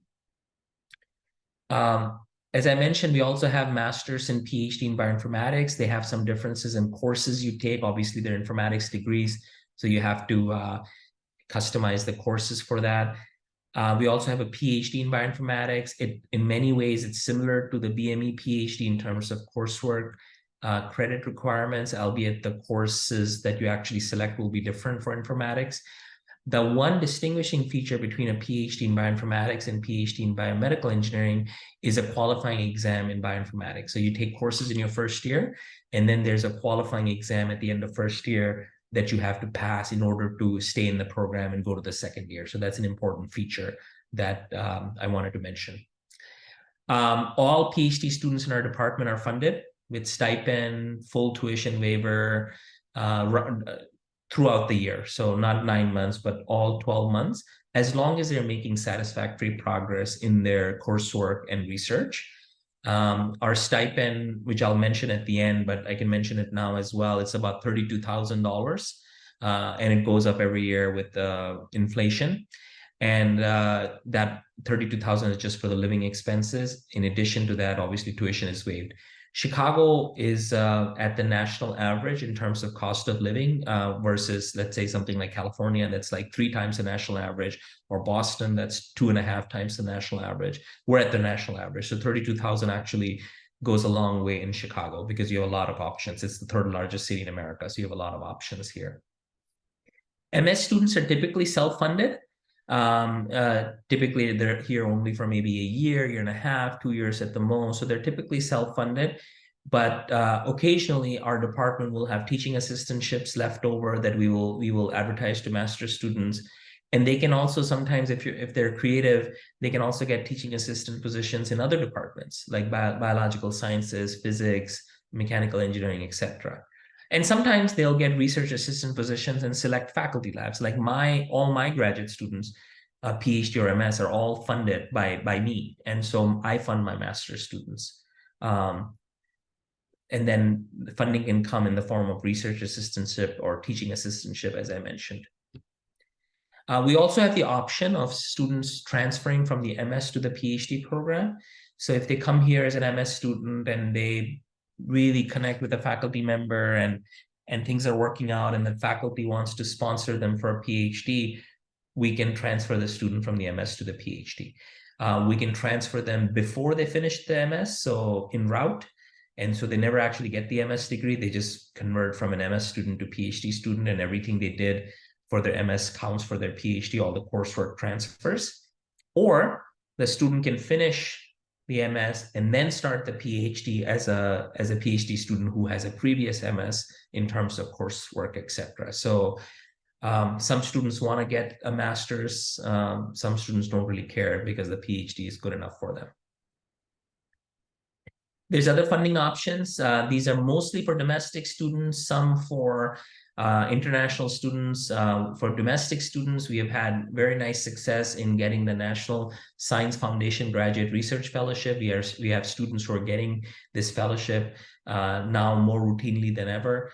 And so we can help you if you were to come here. I can help you. I was an NSF fellow myself back in the day, and I have students who have NSF fellowships. I can help you try to secure one when you came here. So it's very prestigious to get this, and it pays more money.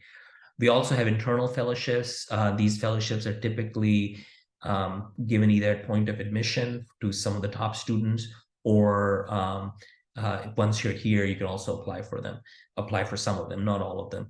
And these fellowships are nice because they give you some flexibility in maybe, not committing to a lab right away. You can maybe look at a few labs in your first year before you commit. So the fellowships give you some flexibility.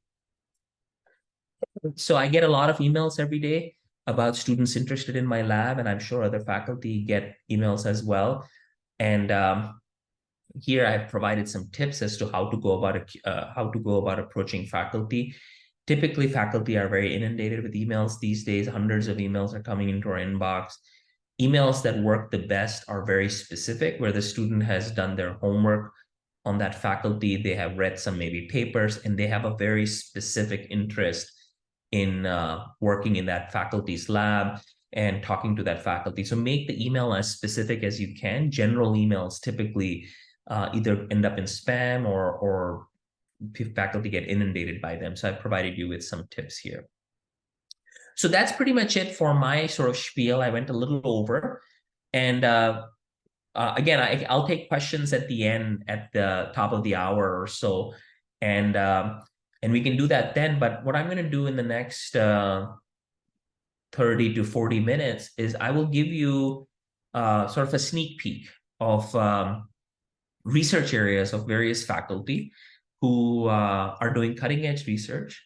They are publishing cutting-edge research, and they're looking for students. Now, we're going to showcase about 10 labs in about 3-minute lightning talks each. But those are not the only labs that are looking for students. So I encourage you to look at our website for additional labs if the labs we're showcasing today are not of interest to you. There's only so many labs I can fit in an hour, and these are the labs that I was able to feature today. So many of these presentations I'll be giving on the faculty's behalf, and in other cases, the faculty member is present to give them. So in this case, I will talk about Dr. Shin's research because I don't believe he's here. If he is, he can always chime in.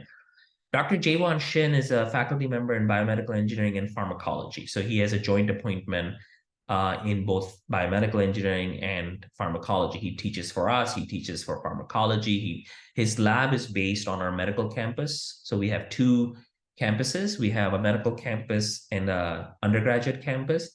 And those campuses are 1 mile apart. And in the middle of them is Little Italy. So lots of cool restaurants, living areas, etc. So they're 1 mile apart, which makes it easy to collaborate and commute back and forth for students who need to do that. Dr. Shin's lab is based on the medical school. He's an extremely well-funded faculty. I think he has 3 R01 grants right now. He publishes routinely science advances and Nature Biomedical Engineering papers, etc. And he has placed many students in academia as well as industry, as you can see. What does he do? He combines several aspects of mechanobiology, so how mechanics affect cell functions, biomaterial design, microfluidics, and nanotechnology. He combines them in ways that I'll talk about in a second to essentially do cellular technologies or tissue engineering. So one of the ways he does it is that he builds essentially single cell systems to be able to modulate disease by having the cells be encapsulated in various materials, presenting different moieties to them or different molecules to them, and then using them as a way to either remodel, replace, or repair tissue that he's interested in, which is lung, among others. And as you can see that he publishes in some amazing journals, as you can see from the journals here. If you know anything about scientific journals, these are some of the best journals in our field. So as I sort of alluded to, he works on remodeling, repair, and replacing.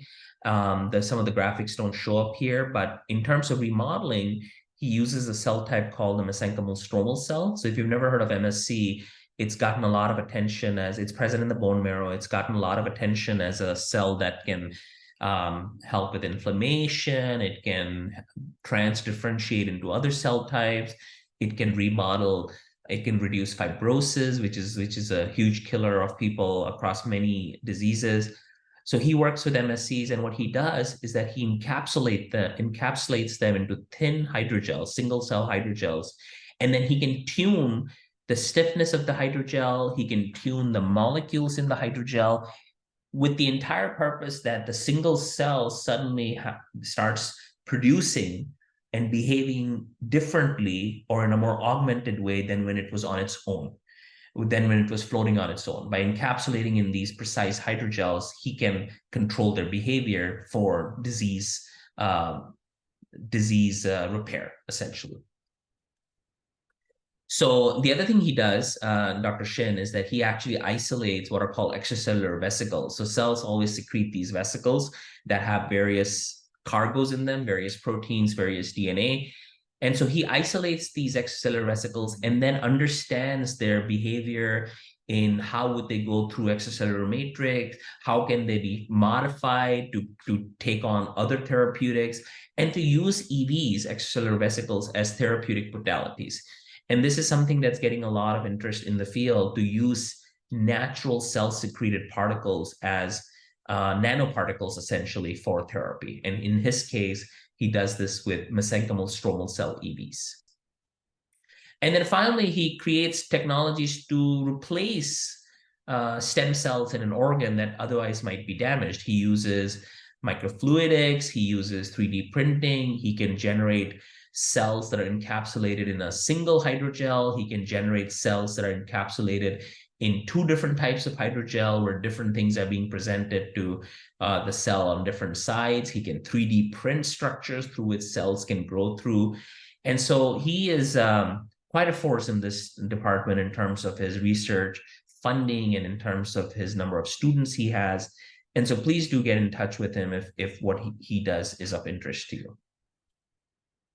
The next lab I wanted to feature is, again, in cell and tissue engineering. So I have clustered the faculty by several faculty in cell and tissue engineering, several faculty in biomedical imaging, and then a faculty in bioinformatics. So that's how I've clustered it. So the next cell and tissue engineering lab I wanted to showcase is Dr. Eben Alsberg's lab. So Dr. Eben Alsberg is a National Academy of Inventors member. He's an NAI member, which is a huge honor. Most of us will never get to that level. So he just became an NAI member, and we were quite proud of that. And his lab essentially does cell and tissue engineering, but for different organ systems. So one technology that he and his collaborators have developed is this high throughput biomaterial microarray, where what they can do is they can seed stem cells in it, and they can incubate the stem cells with different factors. So you can see that you can perfuse different concentrations of different molecules, and you can understand how the material environment and the soluble environment control cell differentiation. And they have applied this to cartilage and other tissues as well. Dr. Alsberg also is an expert in tracheal tissue engineering. So if a trachea is damaged because of smoke or some disease, patients really don't have too many options. You have to get a cadaveric trachea, which has its problems. So what Dr. Alsberg has been doing is combining mesenchymal stromal cells, same cells that Dr. Shin uses as well, with endothelial cells and various growth factors to generate these rings essentially these concentric rings. And then what he does is that he generates all these rings, and then those rings fuse into a larger structure. And you can imagine that you can build a trachea as a series of rings, cell rings that are fused together. And so he has gotten a lot of funding in tracheal tissue engineering with this approach. He's also a pioneer in 3D printing. So Dr. Alsberg has developed a brand new printing technique where the whole idea with 3D printing is that it's a cool technology, but one of the limitations is the inks that you have to use. So there's not that many options for biocompatible inks that you can put the cells in to print a tissue. Secondly, cells can make their own ECM. They can make their own extracellular matrix. You don't need to provide an ink to the cells. The only reason people use inks is because they want to hold the tissue together, because otherwise, you know, where the cells are going to disaggregate. So what he did was that he said, okay, we're going to have a bath of beads, hydrogel beads, and these beads are made up of alginate. And you're going to print into this bead bath, and this bead bath is like a jelly, where as you print in it, it allows that printing to be held.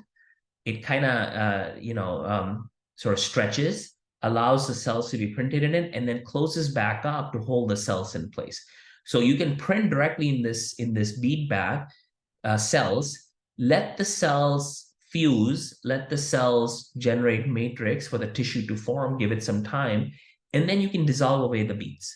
And as you dissolve away the beads, you're left with a structure that has no synthetic inks. It's completely natural matrix that the cells have secreted. So this technique was published in a very high impact journal, and I know he's using it for a lot of different applications. And if this was a PowerPoint, I would show you this video, but I made a PDF out of it. And then more recently, what Dr. Alsberg has done is he has created, so typically with tissue engineering, people will create tissues, and those tissues naturally will evolve. But the hydrogels themselves that people use for tissue engineering, they're sort of static. They, you kind of print them, they kind of stay the way they are, or they'll get degraded. There's no other dynamic element to them. What Dr. Alsberg did is that he created a strategy where hydrogels, depending on what shape they're printed, can actually morph themselves into different structures, just the way it happens in development. He calls it 4D tissue engineering hydrogels, because 4D being time, the fourth dimension being time. And based on the material properties, the printing geometries, you can actually get these hydrogels to form different structures and allow the cells to interact from, let's say, one region to the other. So it's a pretty cool technique that he's now pioneering next generation tissue engineering research with this. So the next lab I wanted to talk about is my lab. Again, cell and tissue engineering. My lab is called the Microfabricated Tissue Models Lab. We also develop living tissues but we tend to focus on 3 areas, which are given in the yellow box. One is drug metabolism and toxicity screening. So toxicity is one of the major reasons drugs are withdrawn from the marketplace and cause issues in healthcare. We focus on disease modeling for novel drug discovery, so diseases for which there's no cures, no permanent cures. We try to recreate some of their features in vitro for drug discovery. And then the last thing is sort of more classical tissue engineering, cell-based therapies, regenerative medicine, similar to what I showed you with Dr. Alsberg and Dr. Shin's research. So we also do that. On the bottom left are the techniques that our students learn in the lab, from materials to microfluidics to 3D printing to traditional cell and molecular biology, as well as confocal microscopy. We have our own confocal microscope in the lab, so we don't have to share with anybody. And then on the bottom right are some of the projects that we have in the lab. And you can see that we have projects in both microfluidic devices, in 3D printing, in modeling major global diseases like non-alcoholic and alcoholic fatty liver diseases, atrial fibrillation. We do genetic engineering of stem cells. And then we have been building 2 organ systems like heart, liver, pancreas, liver, etc., for various questions. And we now have funding in some of these areas as well. So we're a liver tissue engineering internationally known lab. If you Google liver tissue engineering, often we will come up in that ranking. We have built our name on that, but so liver is definitely a major part of our lab, but we have been doing cardiac and some of these other organs for the last few years using similar technologies, and we have gotten quite good at that, as well as funded in those areas. These are some examples of what some show and tell of what we have done. So on the top, we have a microfluidic device, a droplet microfluidic device that can generate these very precisely tuned organoids, if you will. We call them microtissues, where we have cells that are embedded in these microgels and then surrounded by endothelial cells, as you can see here. We can take these microtissues and use it as an ink to bioprint a larger construct. Here you can see these microtissues are embedded in a larger gelatin construct, and we can actually implant these constructs in a mouse to see if they'll survive. And so far, the results are looking pretty good. We can also do micropatterning of cardiomyocytes. So these are induced pluripotent stem cell-derived cardiomyocytes that we have patterned, and they form these sarcomeric structures, and they also have electrophysiology to them. So again, similar kinds of techniques, micropatterning, microfluidics, 3D printing, that we can apply to a variety of different organ systems. Probably our most important contribution is with our students. So research is one thing, but having students be happy in the lab and be productive and get placed in various jobs is what we really value. And so I've graduated, I've been a faculty for about 12 years, and I've graduated about 14 students, PhD, postdoc, and masters. And these are, I think, majority of them. A couple of them are not here on this slide. But you can see that we have placed students in all kinds of industries, from pharmaceuticals to medical devices to startup to 3D printing companies. I mean, you name it. And feel free to go to my lab website, referred to here, to look at the portfolio of our lab. Okay, so we have Haritha George, who is Dr. Matthew's student, who can present these slides. So Haritha, when you want to go to the next slide, please just say next slide, and I'll go to the next slide for you, okay? Thank you. So I'm Haritha George. I'm working as a PhD student under the mentorship of Dr. Matthew. And we have two labs, actually. One is at UIC Chicago, Institute of Biomaterials, Tribocorrosion, Nano and Regenerative Medicine Laboratory. And we have another lab at UIC College of Medicine campus at Rockford, where I'm currently in. That is the Regenerative Medicine and Disability Research Laboratory. Next slide. So these are the beautiful campuses that we are in, and with Dr. Matthew during the summer students during 2023, the last summer. So the picture on the right side, bottom is IBTN and RMDR lab members during the UIC College of Medicine Rockford Research Day. Next slide. So our lab focuses on implants and toxicity evaluation, tissue engineering, biomedical device development, and diagnostics for disease prediction and microfluidics. Next slide. So mainly, Dr. Matthew's projects are on tribocorrosion. He's an expert on that. The tribocorrosion on dental implants, TMJ implants, hip implants, and shoulder implants. We do at Rockford have a tribometer where he has like students doing the simulated hip environment and study the biomechanics of it. And we also do the biological evaluation of it. So it's like the cells are there in the system, and what does the cells has when the particles, the like metal particles, does to the cells. And also there is studies going on in toxicity, local toxicity. So what are the wear particles like metal particles and metal ions doing to the bone tissue, as well as the systemic toxicity. So this metal ions and wear particles doing to the organs like renal, neuro, as well as the different other organs. So next slide. And there is a project in biosensors, which I'm part of, for looking into the early systemic disease risk prediction using machine learning. So we are focusing on different diseases like diabetics, cancer, and stroke using different kinds of biofluids. So saliva is one of them, blood or urine we are using to detect the biomolecules, which are biomarkers for the disease.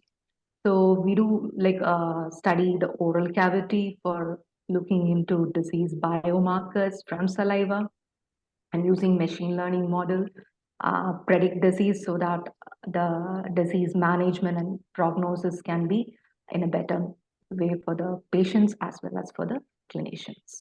So if anybody is interested in working with any of these researchers or have any ideas, feel free to contact Dr. Matthew. He will be very glad to work with you on that.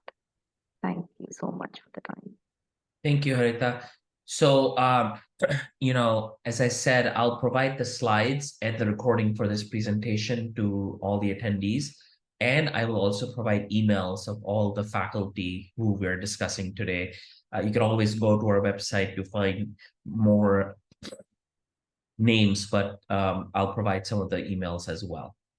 So now we're going to shift focus to imaging faculty. And we have several labs in our department that do biomedical imaging. One of the lab is that of Dr. Kamran Avanaki. It's the Opera lab, the Optical and Photoacoustic Imaging Research and Analysis.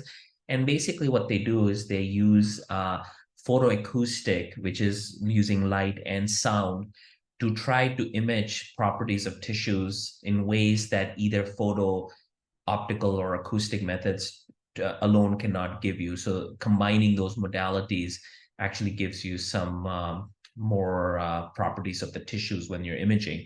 And so he is a world leader in this space. The project that he wanted me to focus on for the attendees is this project that he has currently funding for. And what he's doing here is he's taking OCT images. OCT is a technique called optical coherence tomography, and it generates these images of tissues and layering of these tissues. He is taking these, and then they're using machine learning algorithms to extract various features of these images to try to diagnose melanoma, so skin cancer. And so he has funding for this. He's looking for students for this. And if you're interested in imaging, machine learning, applying your work to cancer detection, this is a great lab for that. And they'd also do a lot of instrumentation. So you'll learn instrumentation, software, etc. Our department head, Thomas Royston, is an active researcher as well. He couldn't be here tonight. He's attending a dinner with the VIP we have coming tomorrow, who landed today. So he's hosting them today. But so he asked me to present his slides for you.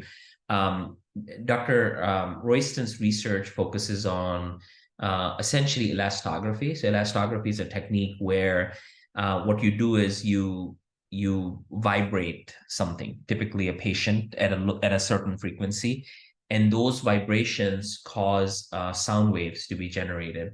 And those sound waves, depending on which tissue they're coming from, will have the characteristics of that tissue.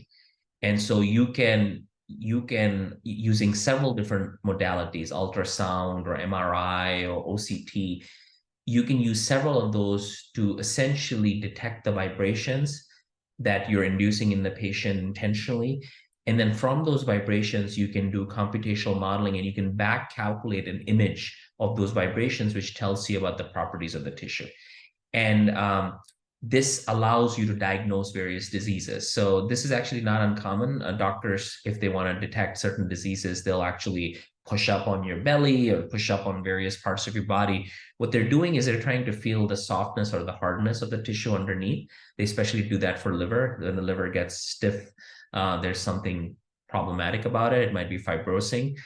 And so this is essentially a more sophisticated way of doing that kind of detection using elastography. So Dr. Royston is he's a member of some of the prestigious societies in this space. He's a world leader in this space, and he has graduated many students. He has been at UIC since the 90s, 95 or so.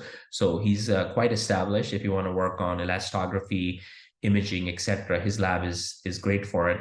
And more recently, he has been developing techniques to use xenon MRI. So basically the idea is that your lungs, MRI is very good for many tissues, but it's not very good for lung. And the reason is lung has air. So you can't easily use the hydrogens of water to do MRI. But if you fill the lungs with inert gas, polarized inert gas, you polarize the gas, xenon, and you fill the lungs with it, then you can use that as a contrast agent for MRI. And so he has been developing xenon polarizers and using MRI machines to essentially do lung imaging using the xenon polarized approach. And he has a project there as well. And he's trying to get more funding in it as we speak. So we have Toby here, who is in Dr. Xincheng's Yao's lab. So I'm going to let him present these slides. Go ahead, Toby. Thank you so much, Dr. Ketani. My name is Toby, and I am a biomedical engineering PhD student at Dr. Yao's lab. Our lab is known as the Biomedical Optics and Ophthalmic Imaging Laboratory. And the image on the right shows exactly where our lab is located, which is the Lions of Illinois Eye Research Institute on the West Campus. So what exactly do we do? Like you've correctly predicted from the name of the lab, we collaborate with ophthalmologists and vision scientists to advance retinal study for the early detection and screening of eye diseases. And so the question is, how exactly do we do this? How do we advance retinal study? Next slide, please.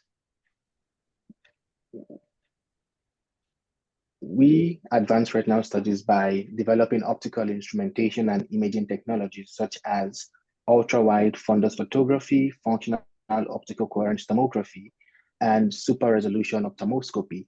And so we use this optical instrumentation technologies that we develop to visualize the layer at the back of the eye, which is the retina. On the next slide, you will see some images that we acquired using this optical system. And so here is an image of the retina at the macular region. And typically when you take images of the retina, there is eye movement, especially microsaccades.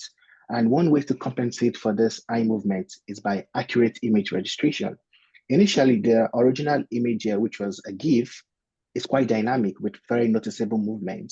The second image is when we applied direct registration, which still exhibits some form of rotational movement.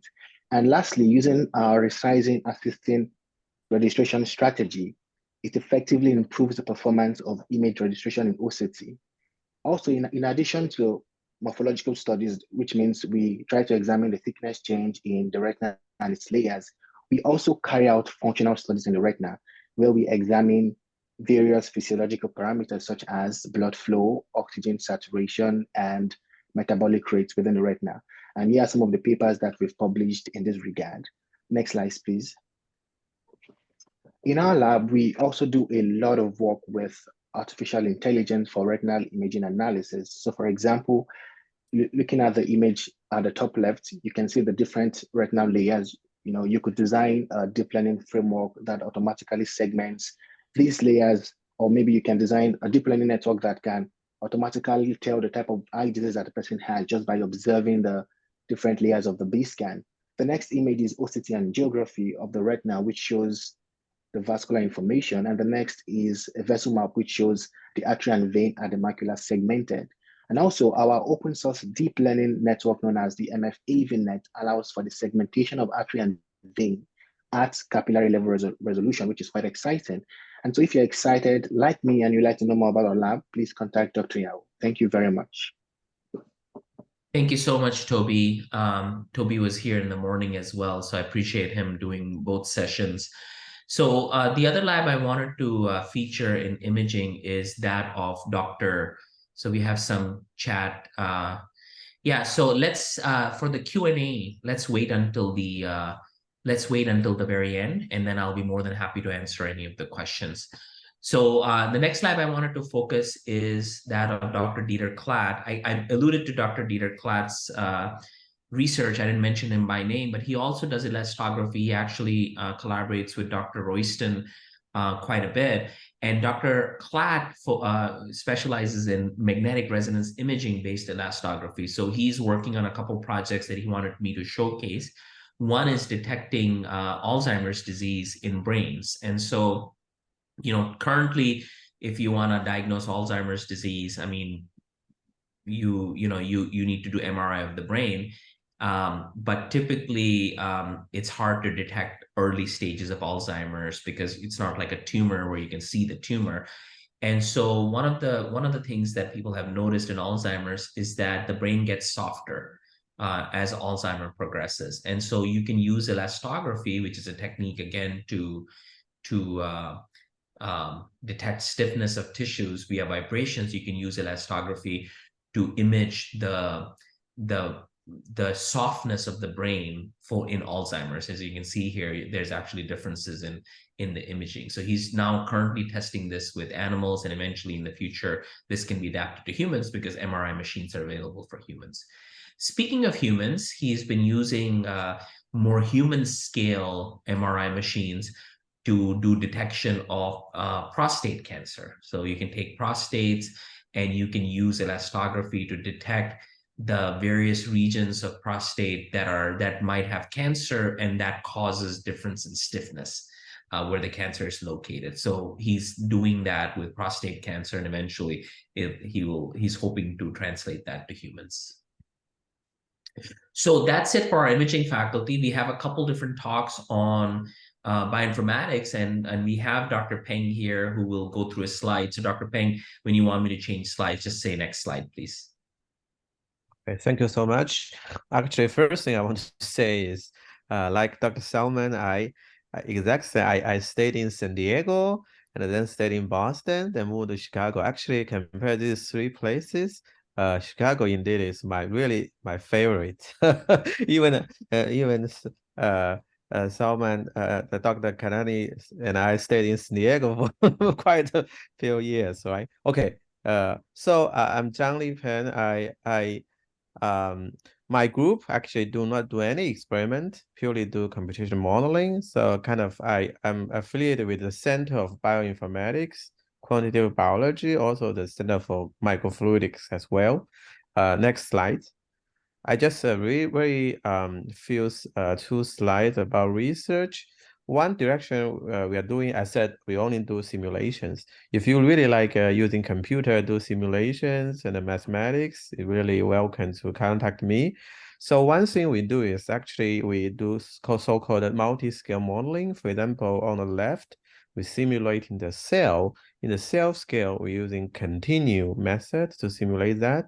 Then in the molecular scale, we're using all atom molecular dynamics. Then in the middle, using coarse-grained dynamics to connect all this together to understand how the protein in the molecular level or the mutated protein change the cell behaviors. So for example, besides the cell scale on the right-hand side, I show you we also very small things like coronavirus pass through the cell membrane, how the spike protein play a role in this. Then also some organelles, like in the bottom of right is the so-called a primary cilia. It's in every cell. So we try to understand using computation simulation to understand how the deformation of this cilia can pass the information and trigger normal response, or when something is wrong, then how it can cause problems. So that's the first direction we're doing, really focus on modeling, especially the cell and the cell scale subcell cell structures. Next slide. So another direction in my lab is the next slide is is modeling microfluidic system. So for example, we worked with, for example, deformation based. For example, showing here the red blood. Recently, we published a paper, actually just this month, is the red cell you see is kind of 10 micron, 8 micron. It actually, we show it can pass through 0.2 micron, very small slit. We work with a lot of microfluidic group outside of UIC and UIC, for example. Then we use computation simulation to demonstrate why it can pass through. In fact, it can only pass through this small slit at the body temperature, but it gets stuck with room temperature. We're showing how the more spectrum, the protein unfolding in the molecular level actually can help the cell pass through. We also simulate acoustic field, electrical field, how does to help separating cells for diagnostics. And another important thing is we are working with my colleague Ian Popowski group, so to apply so-called inertial-based microfluidic as well to separating cells. And also we have a lot of several industry projects work with the companies to using this technique to show how it can apply to improve their like needs to separating cells of other purposes. So basically that's the two major direction. In the end, I said we really focus on computer simulation. If you're really interested in using like supercomputers and doing compare with analytical solutions, you're really into that, really welcome to really contact me. Thank you. Yeah. Thank you, Dr. Peng. Appreciate it.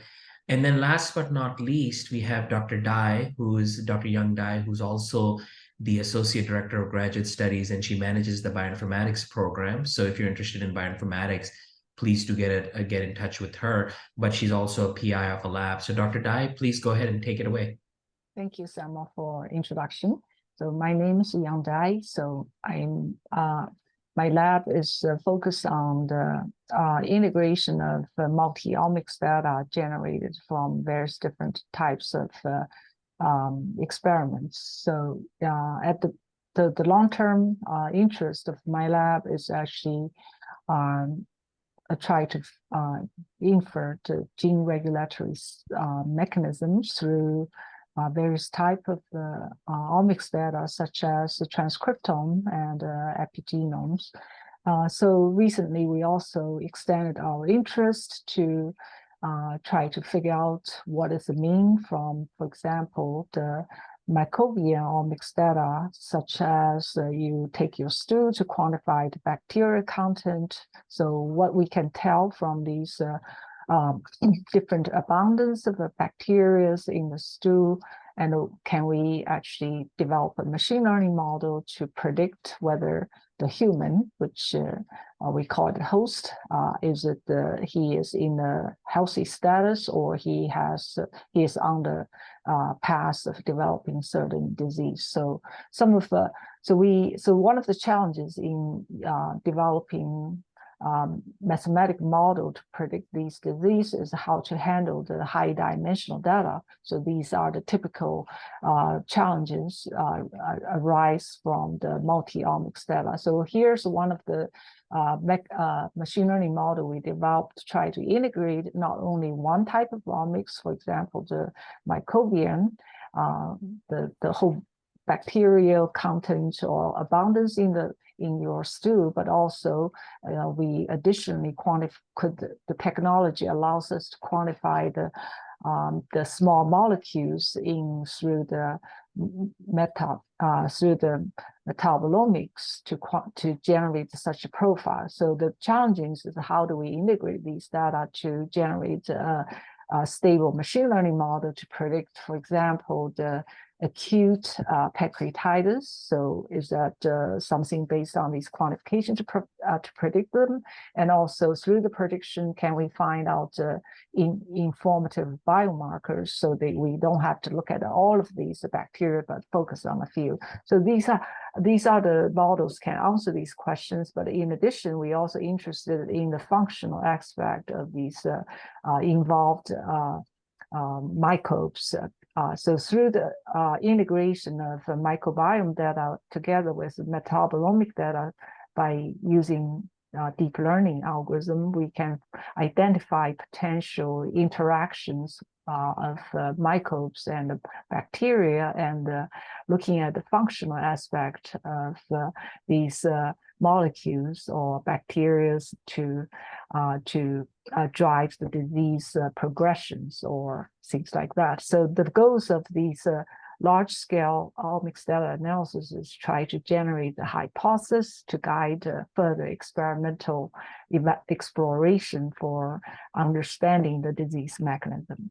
So this is one of our work by developing computing machine learning model. So the second research area is our long-term interest. And starting with the early time, we have bulk multi-omics data, such as the transcriptome that are generated from tissues or certain type of the mixture of the cells from the patient biopsy. So here, as the recent development in the single cell multi-omics technology, so these high throughput experimental techniques can generate not only the single cells transcriptome profile, but also the epigenomics type side of the information. So this type of information allows us to not only quantify the heterogeneity in the, for example, tumor, what type of cells in there, and how much the presence of these cell types. And through the integration of these computational model, we can further ask the question of the key molecular drivers to control, to regulating different cell types. So when you compare normal conditions of these functional profiles from normal tissues and compared with the disease tissues, then these in-depth computational models can allow us to find the dysregulated mechanisms through, for example, identify the key transcription factors activity and their targets. So these type of computational models through, so here's the example that we developed a statistic probabilistic model to try to identify these cell type specific activities of the transcription factor regulating the transcriptome. So these types, through these the enhanced computational analysis, we can generating the knowledges which are not available through the individual type of investigation. These large scale analysis of data will provide hypothesis generation for allowing additional experimental design. So our lab is focused on the computational model, but at the same time, we're collaborating lots of different wet lab investigator, ranging from the clinicians, also from our own department, such as Dr. Kitani. We also have the in-depth NIH-funded project. So this is one of the project we are working with the computational challenges from the newest technologies for the single cell. But in addition, we also developed, next slide, please. And so one of these current ongoing project is working with the bulk tissues. For example, you have tumors. In this case, we are studying women's disease. That is one of the most popular seeing disease, uterine fibroid. It's a tumor. It's a different stage of, it's not aggressive cancer. However, the disease mechanism is not very well understood. And in addition, because of that, there's no effective treatment. So through this work, we are focusing on generating multi-omics profile of these tumors, compare the tumor profile versus the healthy tumors adjacent to the tumor. And then we try to figure out what are the key molecular drivers. In this case, we are focusing on the transcription factors, which will be generating certain insight to suggest the disease mechanism. And then from there, we could develop a treatment for this uterine fibroid. So if you are interested in the computational development method based on the statistical modeling and also machine learning, and this is the place, and you will come to develop new techniques and also interacting with various different collaborators. And so so you can email me, Yangdai at UIC.edu for a potential position. Thank you. Thank you, Dr. Dai. And then what I'm going to do is, before I go to these closing remarks, I'm going to go ahead and have our student panel maybe maybe turn your camera on so we can take a look at you, Celine, Harita, and Toby. And basically what I have done is I have prepared some questions for them so that they can give you some idea of UIC and Chicago, etc. And I'm going to ask them these questions sort of in an order, random order, essentially. So let's start with Harita. Harita, the one question that many students wonder is why would they pick UIC for their graduate studies over, I'm sure, many options that they may have. Why did you pick UIC for your graduate studies? So in the initial slides, you were telling about how the collaboration of medical and engineering was there in the UIC. So for me, since I have worked in the industry with the healthcare and all, so having that collaboration was something which I was looking into while I was searching for universities, and that became a very important point for me to apply to the UIC. And for any of us who want to work in the biomedical engineering, having a good collaboration with clinicians will give a very good information as to what the real scenario is.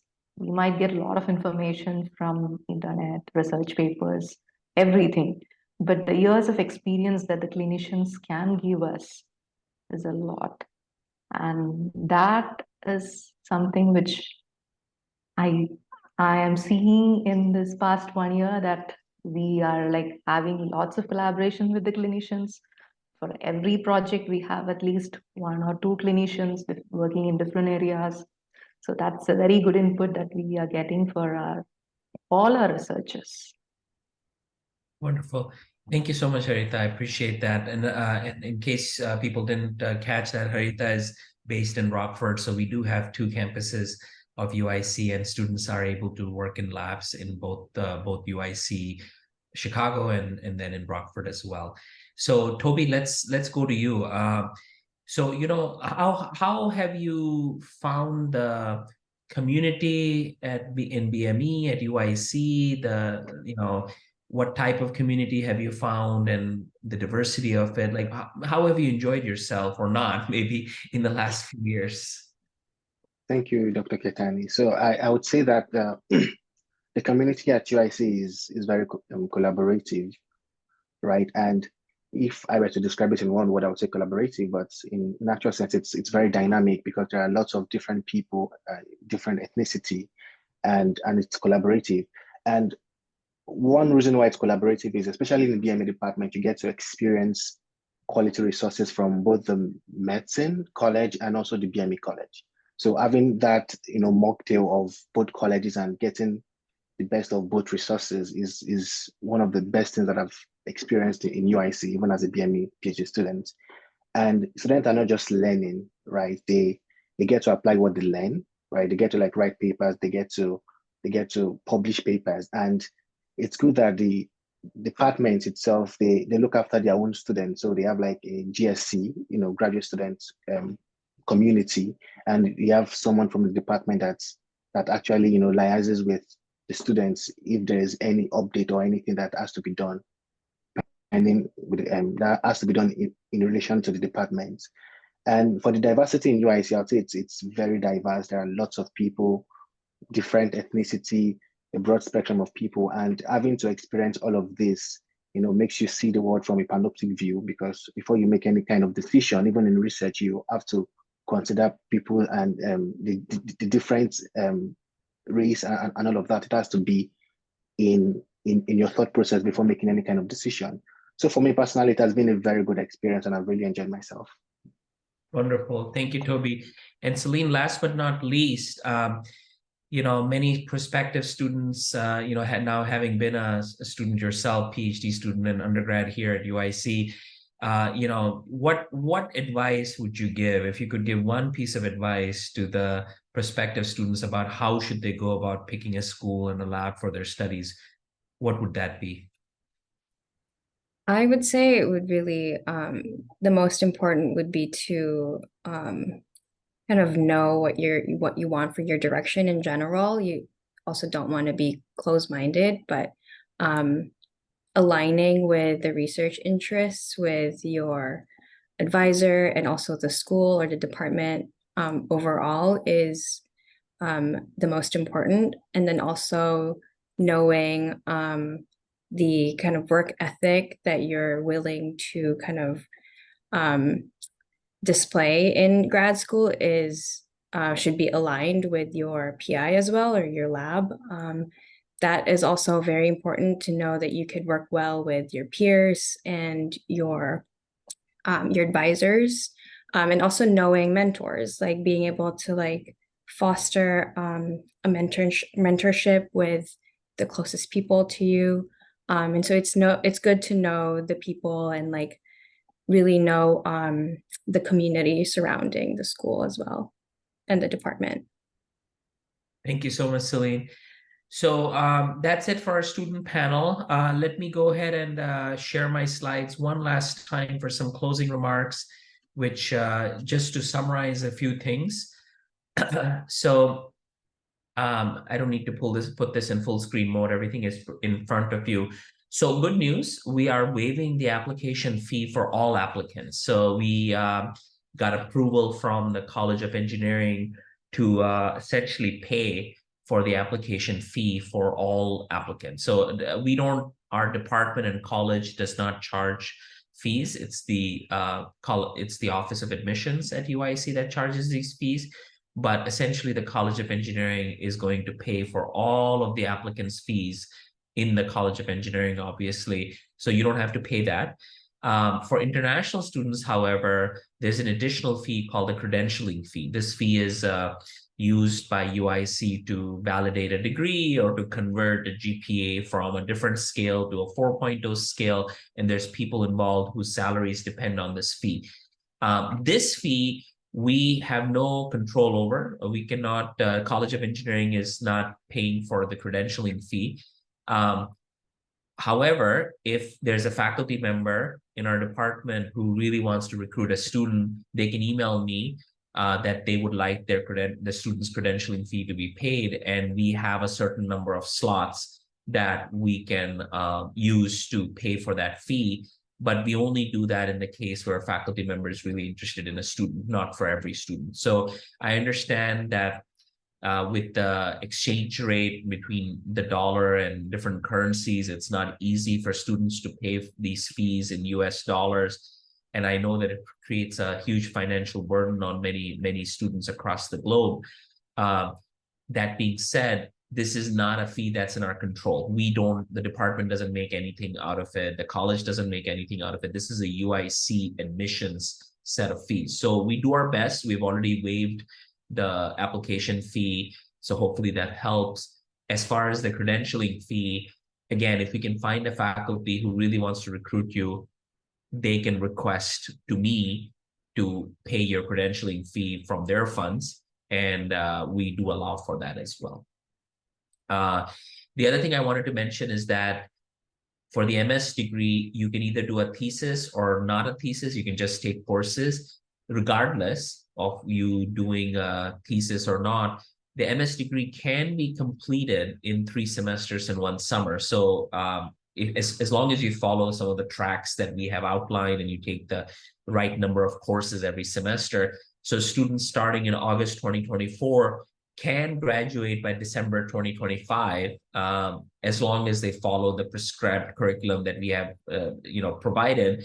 And if they're doing research, that they use the summer in between the fall and between the 2 falls, they use the summer to do research. So it is possible to graduate in 3 semesters in a summer. PhD degree takes anywhere between 4 to 6 years, sometimes a little shorter, sometimes a little longer. The average is about 5 years. And it all depends, as Celine was sort of alluding to, it all depends on what lab you're in, what the PI's expectations are, what your own expectations are, what type of research you're doing. But generally, students in our program graduate on average about 5 years.